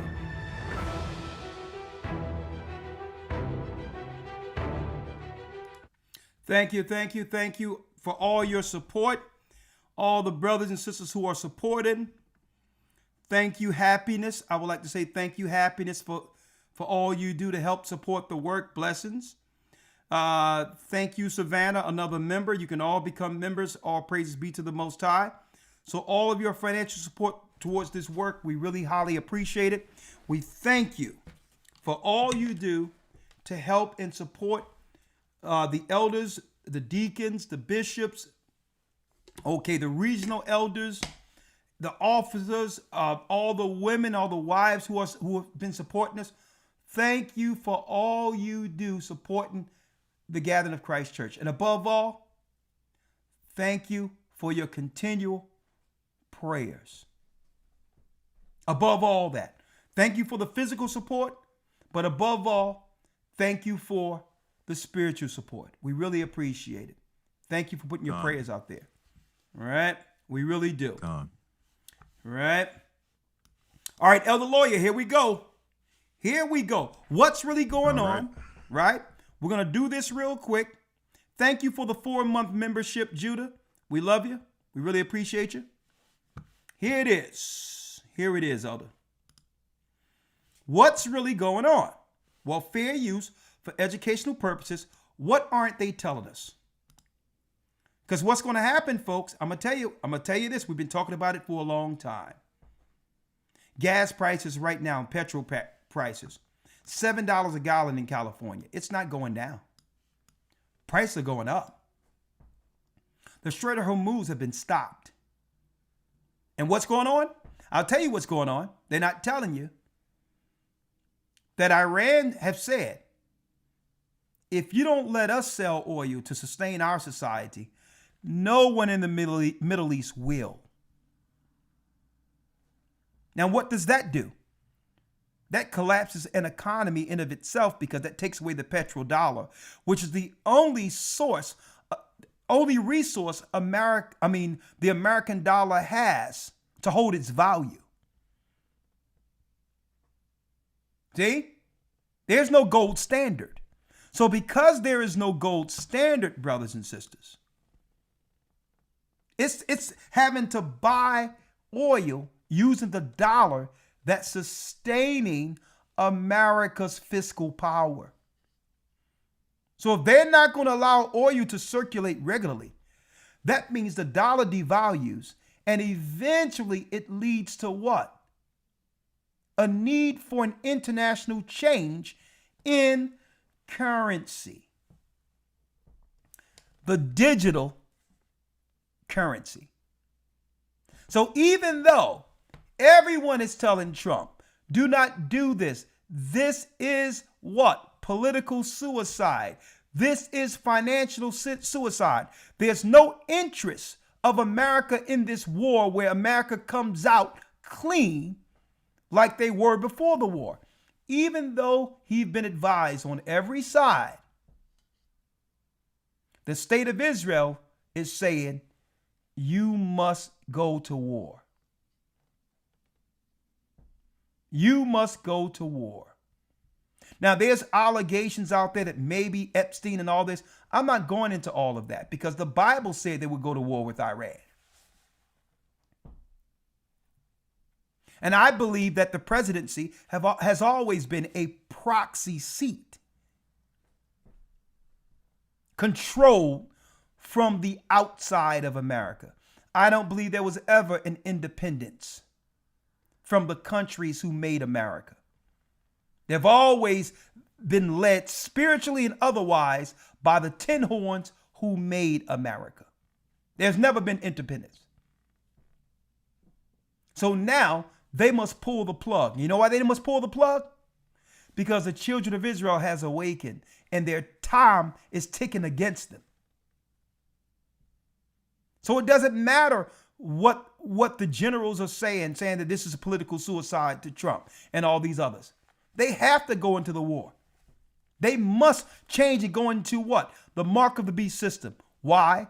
The mark of the beast system is their final tracking system that leads to the end desolation coming against the remnant. They have to do it because we're multiplying, we're growing, and there's no way to track God's people who will one day fulfill the prophecies given to Abraham. They must do a global net where all people are identified to eradicate what? Their enemy all at once at the very end, and cannot do so without a digital currency system where all people are at the behest under one global net. Automatically, if you don't get the mark of the beast, they'll know exactly who to target. By process of elimination, anyone who lived through what they called COVID and didn't do that, and then decided not to get to the mark of the beast, they can look at all the people who participated in Satan's plan to know exactly who to go after all at once. That cannot happen without the mark of the beast, a digital system.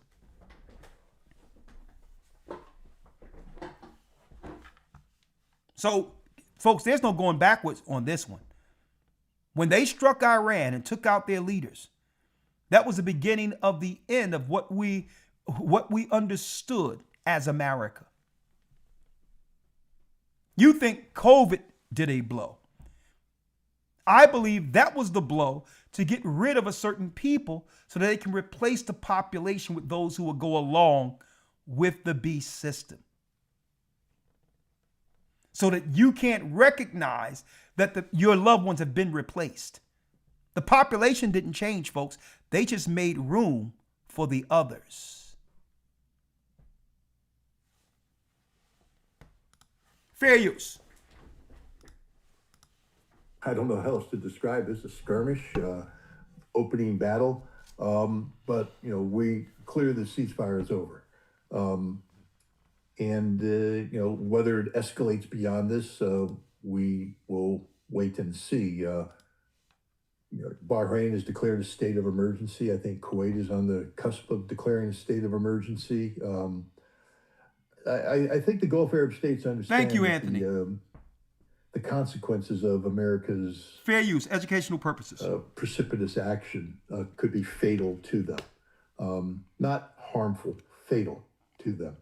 Iran has warned the United States using indirect communication methodologies, Rawchaa going to Moscow and Vladimir Putin making a 1.5 hour phone call to Donald Trump in which, fair use, according to the readout from Ushakov, made it clear that the consequences of continued American military action against Iran would be devastating for the United States, for the region, for everybody. Right now, I do think this is a containable event, but it's going to require the United States to back down. Fair use. And if the United States backs down at this junction, then the United Arab Emirates, which has undertaken extreme strategic reposturing in the past week. It's now come out that Israel sent air defense missiles to Iraq, to the United Arab Emirates, including Israeli troops operating on Arab soil. Mind-boggling. Which means that the United Arab Emirates has made a strategic decision to step away from, the Gulf Arab community and permanently link itself to the Abraham Accords, to the greater Israeli project. This is a heck of a gamble that they're making because it's one that they can't recover from. Either they win, the United States defeats, because this Israeli UAE dream partnership can only succeed if Iran is strategically defeated. So the United Arab Emirates now is in an existential struggle. They can't accept half measures. a lot of decisions have been made for which there is no going back. And now the question is, will the United States make a similar decision? Hopefully the answer is no. Hopefully we find a way to de-escalate. But I don't think that's in Donald Trump's DNA at this point in time. Well, it begs the question what the objectives are, because again, I agree it can still be contained if they walk this one back, and the U.S. can even use it as a for PR, trying to present it as Iran being the aggressive part. But what do you think are the objectives here for the United States? Is it to, because I can see that they might want to try to push through and probe, see if Iran would allow ships to go through if they're being threatened. But it should be obvious. Yes, you would know as well as a intelligence officer. The people who are there in the U.S. These are smart people. They would know that the Iranians would not permit it. And this is fair use for educational and biblical and prophetic use only. Yes, indeed, if they let some ships go through, it might even embolden the Europeans to join in with the Americans. And why do you think the US went forward with this? I mean, what are the objectives? Well, you say that Trump has surrounded himself with smart people. I say the opposite. Trump has surrounded himself with some of the stupidest people on the planet. There might be smart people on the periphery, but their voices are being drowned out by the stupidity whispered in his ears. You just take a look at the intellectual foundation of the American policy vis-a-vis Iran and the Persian Gulf region today is being run by the Foundation for the Defense of Democracy, which is literally an adjunct of the Israeli Foreign Ministry. In fact, when it was originally founded, it used a Hebrew name because it was an Israeli organization. But these are the people, who are writing the policy that advises Scott Bessent. The CIA is not writing policy. The DIA is not writing policy. This Israeli think tank is writing policy, which means this is an operation being run by Israel. Now we get back to originally what we talked about, the United Arab Emirates. Thank you, Drew. The Abrams Accords and the Greater Israeli Project. That's what this is all about. Scott Bessent has been implementing economic strategies against Iran, which are 100% derived from FDD, papers and prognoses. He's 100% wrong, by the way. I mean, everything he says about Iran is factually incorrect. There is no pressure on the Iranians. They're not, their oil wells aren't in danger of collapsing because of bad maintenance, and they haven't run out of storage. And the idea that they're not making money. Go to the Pakistani border, Mr. Bessent, and take a look at what's going on right now. The flood of vehicles going back and forth and expanded black market and gray market operations, where Iran is exporting a tremendous amount of oil to Pakistan and earning hard currency in the process. So Iran, Elder Lawya, now let's show people the gravity of this real quick, because Iran is still trading oil. But what does this mean? If they're trading oil and not using the American dollar, and it's the oil that props up the fiat currency of America's dollar, then that means there's other countries purchasing Iran's oil without using a dollar. And because of that, if nothing to prop it up, it devalues and all the product of the United States goes up. And see, and this is what they're not telling them, Elder Lawya, about Spirit Airlines. They'll make you believe it went under, the bailout. No. How could they have affordable flights when the fuel prices are through the roof? Right. Impossibility. That means their Spirit would have been literally taking people all around the United States for free, and or have debt owing for each flight. The fuel prices aren't going to allow a discount airline. That's what took them out of business. They're not telling you this. Where eventually only the filthy rich, I'm talking about filthy rich, will be able to fly. Being flown out and all of that, brothers and sisters, that's over. The last party for America was when COVID was happening. No one was working. Stimulus checks, parties everywhere, being flued out all over the place like there wasn't a care in the world.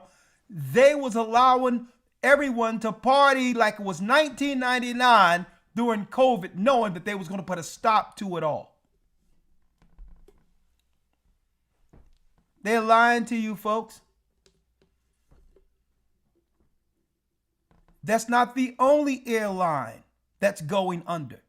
Spirit is gone because they cannot afford to take people anymore. They can't afford it at discount prices. The fuel prices are too high. And if they thought eventually, because they have projections, that the fuel prices would go back down, they would weather the storm. They must have gotten what? They must have gotten key news concerning whether or not they could survive as a discount airline with no end in sight from the Middle East. They must have gotten some key information. You don't just fold $1 billion business overnight without even warning the people who book flights, unless someone gave you an emergency meeting and say, hey, these prices aren't going down, they're going up. Huh? Process. So the stupidity of Scott Bessent is only matched by the stupidity of Pete Hegseth, this testosterone alcoholic who is, running around pretending that the United States military has somehow won this war against Iran. I want to remind people there were 3 objectives stated by the United States going into this. Regime change was one of them. Termination of Iran's ballistic missile capabilities was the second one. And the elimination of Iran's nuclear program was the third. None of these objectives have been met. What we see is that the regime is stronger today than ever before. The missiles are there, firing right now, sinking ships, damaging ships, destroying infrastructure. And the nuclear program isn't on the table. Iran won't put it on the table. So the United States has achieved nothing but embarrassment, humiliation. Fair use. Even American reporters who've been cheerleaders for this war have to acknowledge that Iran has destroyed almost the totality of American military infrastructure in the region. So for Hegseth now to tell the president that we've got this, boss, he doesn't have anything. This is a humiliation. Where is Bradley Cooper, the admiral who commands CENTCOM? I don't know, on an Apache helicopter, apparently doing some sort of photo op that he's flying through the Strait of Hormuz. I dare you to fly through the Strait of Hormuz, Admiral. You'll be shot down. This is stupidity that's taking place right now. We have people who are literally, they've invented their own fantasy world and filled it with their rhetoric, and now they're running into the harsh truth that nothing they say is true, nothing they do gets accomplished. Iran has said that if the United States resumes military operations against Iran, that they will destroy the totality of the oil production infrastructure of Kuwait, Bahrain, Qatar, and the United Arab Emirates. That means the physical elimination of these modern nation states as viable entities. That's what's at risk here. The Russians tried to warn Trump, or actually went to Moscow. And that means Russia and China isn't buying money no more. They're not buying oil using the petrodollar. See? Now, what happens if Iran destroy all of the allies of America who's pumping oil in the region?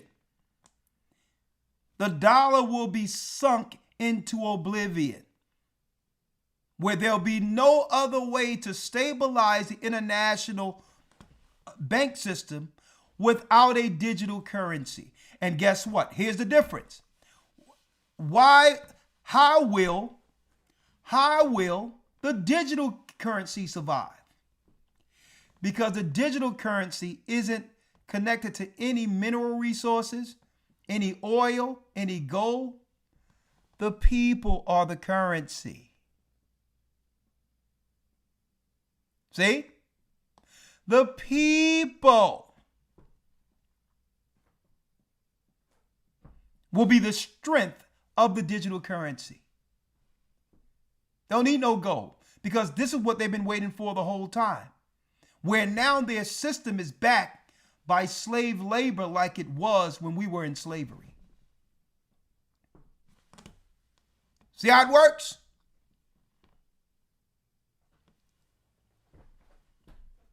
So all the people with the beast in them for the mark of the beast will have a place to live. They'll have what? A car. They'll have a system to go to school like we've seen today, but they'll be under total compliance of the state. Total compliance. Without what? Without any power or control, but they're working in the system which keeps the digital currency going. They're flatlining the dollar and destroying the American economy as we speak, and it's never coming back.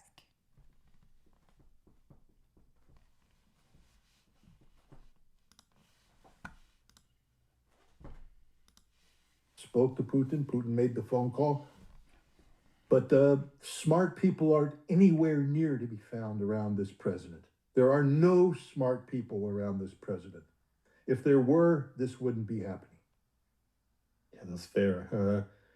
But let's say if they're not working to contain this conflict, that is to walk it back, all the things that have happened today.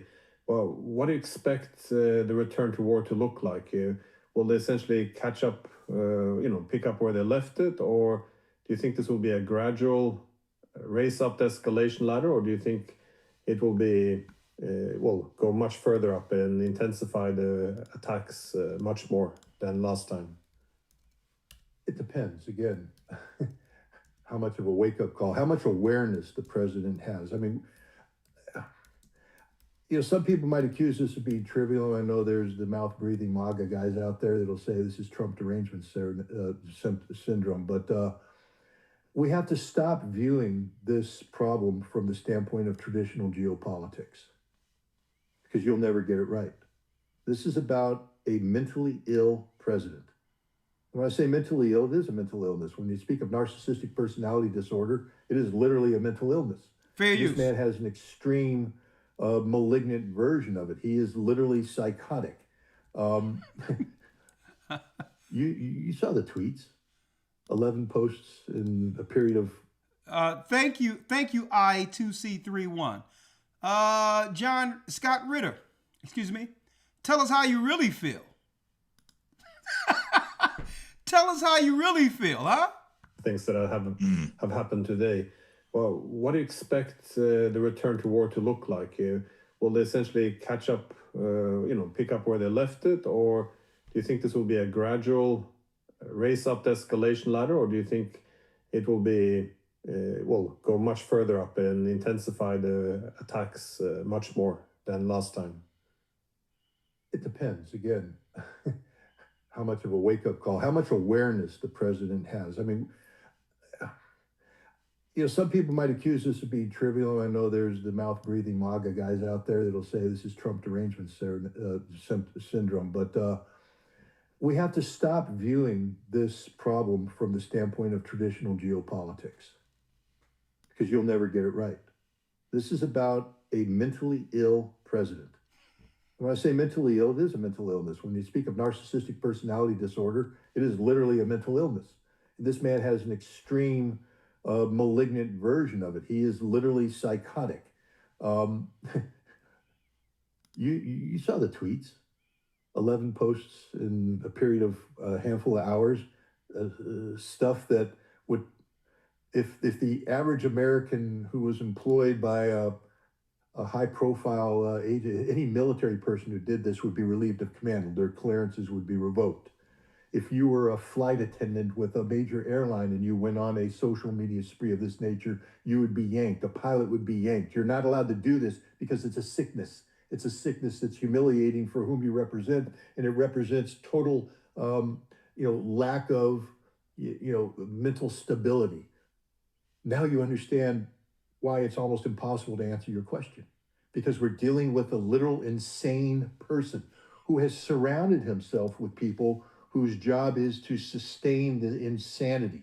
They're there not to correct the president, to do anything. They're there to stroke the president's ego, which is the worst thing you can do for a narcissist, but that's what's happening. We have a cult of personality in Washington, D.C. So how do you end this? Well, I think the Iranians hopefully are on the right track. You end this by punching him straight in the face. Straight up punch, break his nose, make it hurt, make the blood flow.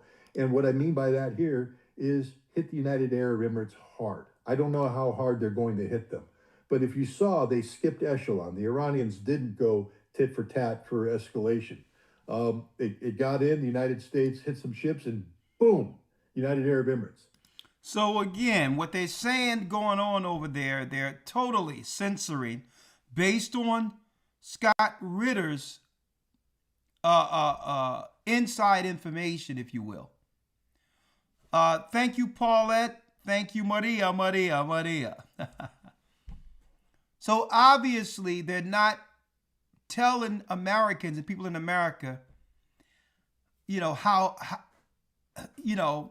how fragile things are in the Middle East. They're keeping the people from panicking by what? Redirecting their attention. I'm going to tell you, it's way worse. It's going to happen, all of us. It's way worse than they're telling us on the news. When it happens all at once, it's going to be report here and do there. When they start doing their hits, report to your shelter, do this. That's when America going to understand how real this is. All right? Now, real quick, because I'm going to continue this coming. I'm going to pick it up. I'm going to pick this up this coming Friday. Missile debris falls in Amman as Jordan faces direct threats amid Israel-Iran war. The Jerusalem Post. I told people for years. For years, I've been warning people not to go into these regions. Now it's being reported. And I'm getting real-time news from people who's going into the Greek islands of all the Jewish citizens in the tens of thousands. Okay? Who are on planes and on boats going into the Greek islands in fear of what's going to happen next. Fair use. Fair use. And I'm going to leave it here and we'll open it up for some calls, Q&As this coming Friday.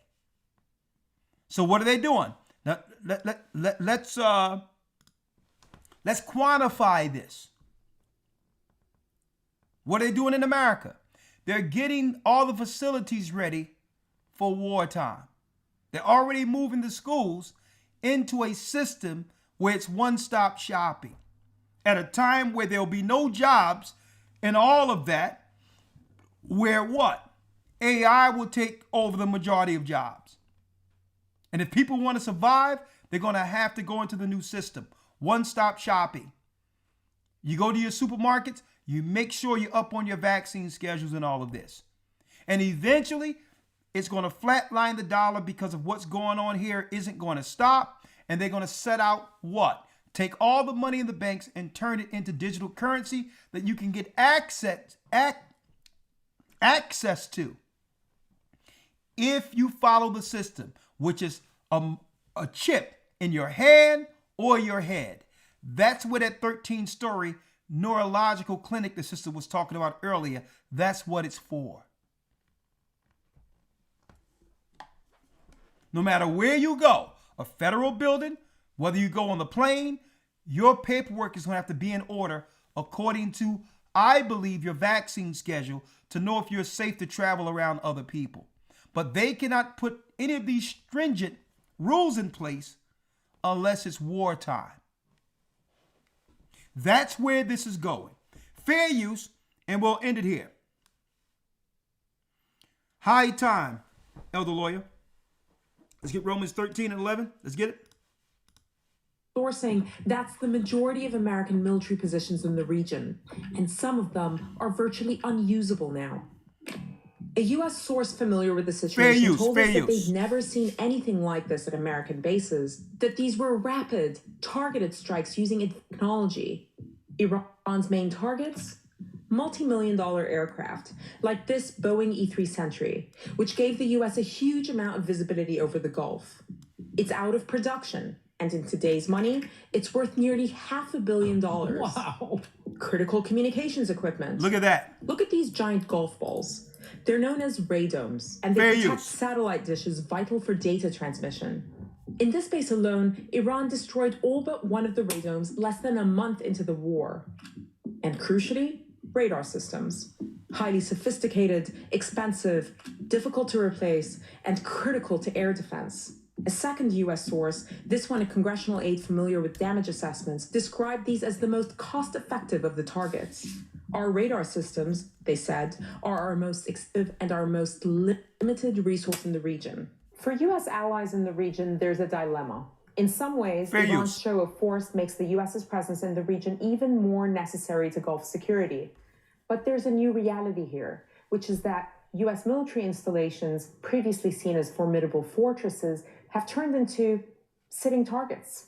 As a Saudi source told me, the war has shown Saudi Arabia, that's the U.S.'s longest-standing Arab ally, that the alliance with the U.S. cannot be exclusive, and it is not, in their words, impregnable.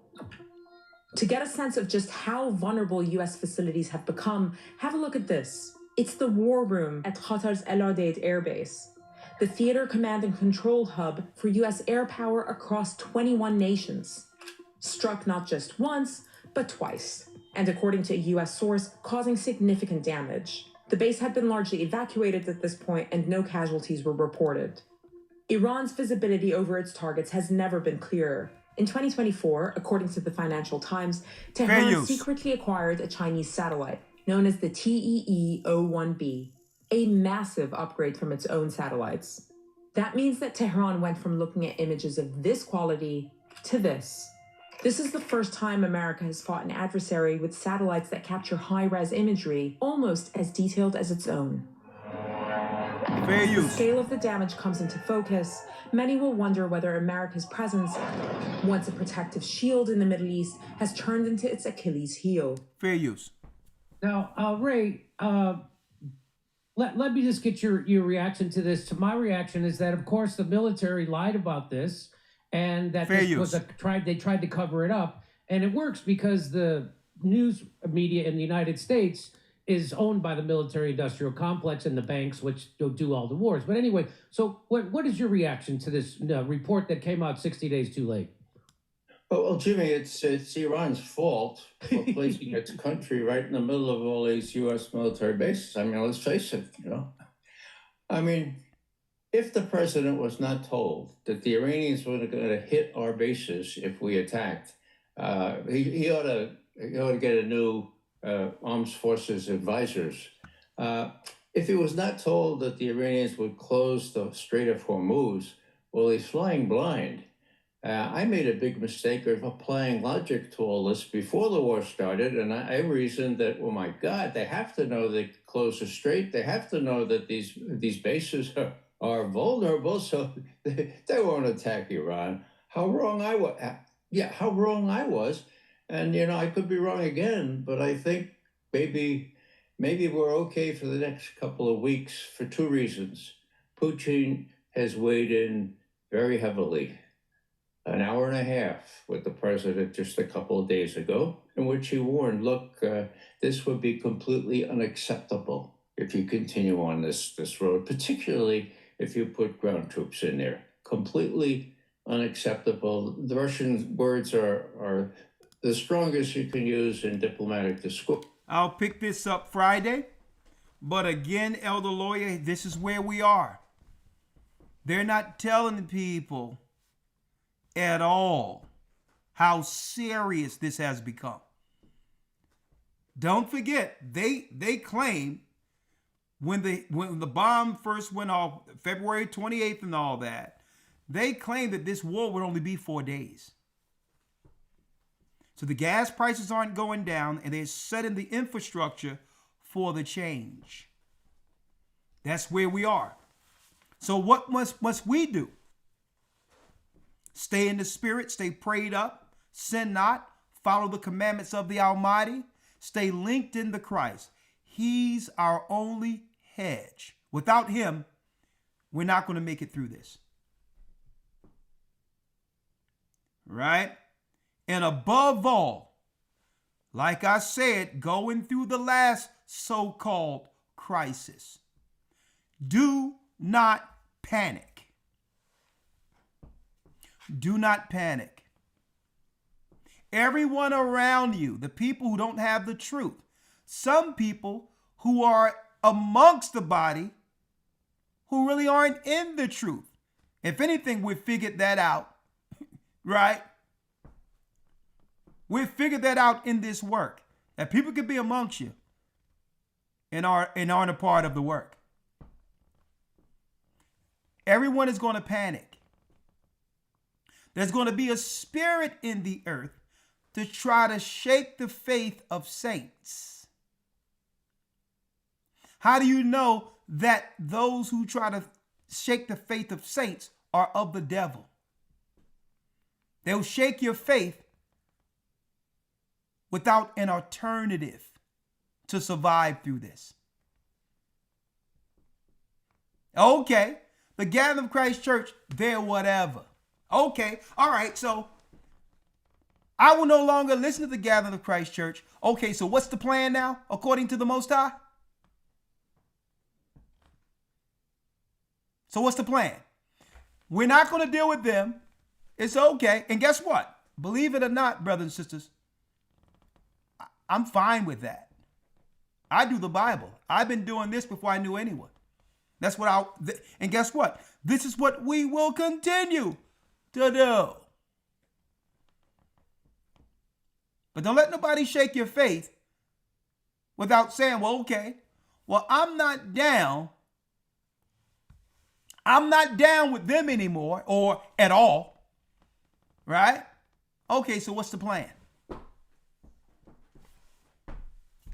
Is the plan, Elder Lawya, is not to be with them? Right. Is that the plan? Because we're fine with it. Don't let no one shake your faith. Always see the end game. Okay. The Most High have used this church to help me, what? Strengthen my faith in Christ and to get through one of the greatest crises since the earth began that they call COVID. Right? They were there and helped guide us through. So make sure if your faith is shaken, you ask the question. All right. There was one time I wasn't listening to these guys. That's fine.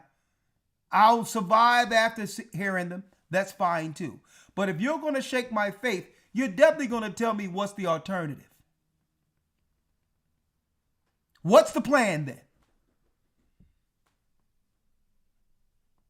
What is the plan? Because this has nothing to do with people. What is it that the Most High need me to do to get through what's about to happen? Because one thing the world know, even the enemy understand this, folks. People can say what they want. The Most High have had us in front of all these prophecies years before they have happened. So if you want to know what's going on in real time and how to get through it, whether you like us or not, that's a whole nother conversation. But who cares? It's about getting the information, connecting the dots so that we can get through this together. Let's end it with this, Elder Lawya, and I'll take your calls and all of that. We'll open up a Q&A, and I'll be here for Patreon. That's right, this coming Friday with a brand new banner, with a brand new theme that we'll be discussing this particular Friday to ramp this ministry up. And don't forget, mass baptisms in South Carolina this coming June 19th. We're going to do a documentary from slavery to liberty.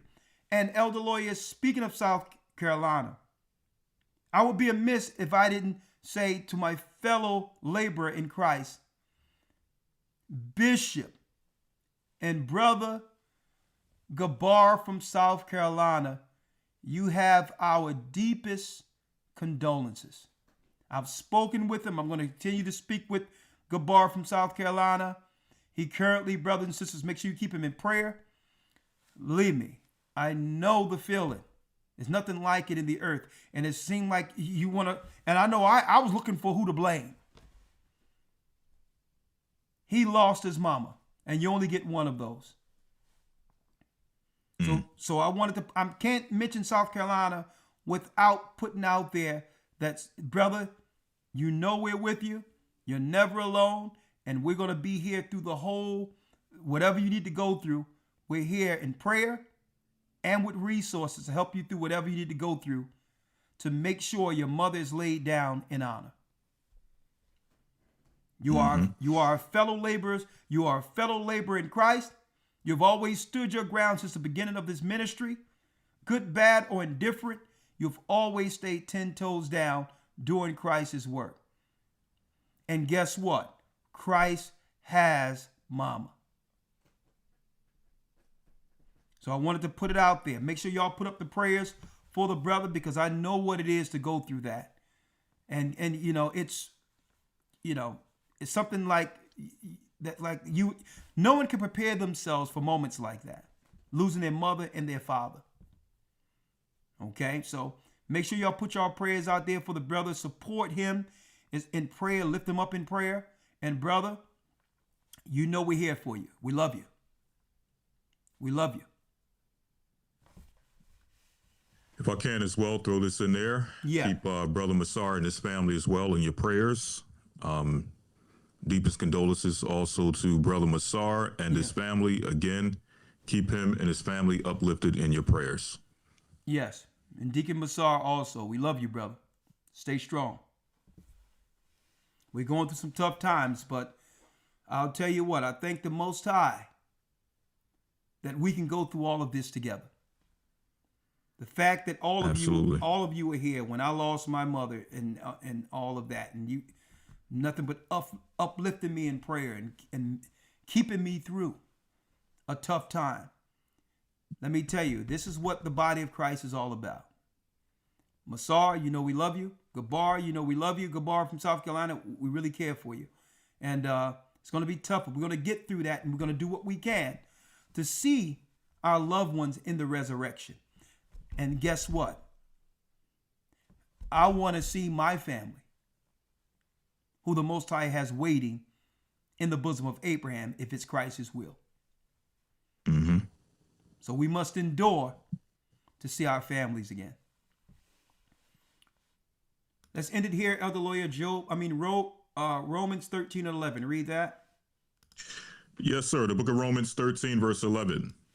And that, knowing the time, that now it is high time to awake out of sleep, for now is our salvation nearer than when we believe. We're close. Come on. The night is far spent, the day is at hand, and let us therefore cast off the works of darkness, and let us put on the armor of light. And when it says, let us put on the armor of light, cast off the work of darkness. What is the works of darkness? Cast them off, because why? It's time to see clearly. 13. Verse 13. Let us walk honestly as in the day, not in rioting and drunkenness, not in chambering and wantonness, not in strife and envying. Not in strife and or envying. When you feel strife or envy, it darkens you. Here are the work of darkness that Christ was talking about, that Christ through the Holy Spirit gave Paul. Let's see clearly. But what? But put ye on the Lord Yeshua Mashiach, or Jesus Christ, and make not provision for the flesh to fulfill the lust thereof. To fulfill it. Stay in the spirit of Christ, brothers and sisters. We are close. We are closer, brothers and sisters, than we can actually realize. With that, we'll see you on the watch this coming Friday. Watching what's happening right now so you know what to pay attention to.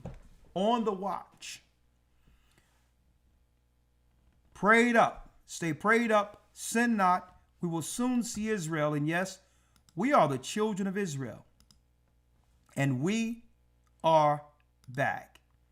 You all have a pleasant, blessed evening. Shalom. Shalom. The Arabs and Africans told us HistoryTimes.org. Thank you all. In the belly of these great ships, yes, sir. Thank you. in fear. By the rivers of Babylon, we found our brothers here. In Colombia, Reuben from Australia, Issachar, the Mexicans. Highest gathering Israel, the Negroes, Benjamin, the West Indians, Levi, the Haitians. Highest gathering in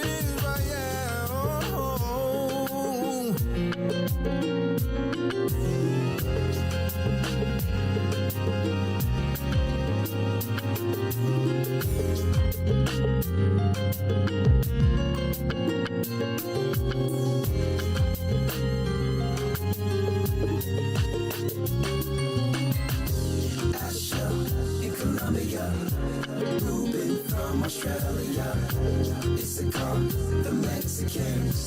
That's who we be, Judah, the Negroes, Benjamin, the West Indians, Levi, the Haitians, Manasseh, the Cubans, Ephraim from Puerto Rico, and Valley from the Isles of Hawaii. The Lord is calling back Israel. Zebulon from Panama, Gad, the North American Indians, Simeon, the Dominicans. Our highest gathering Israel.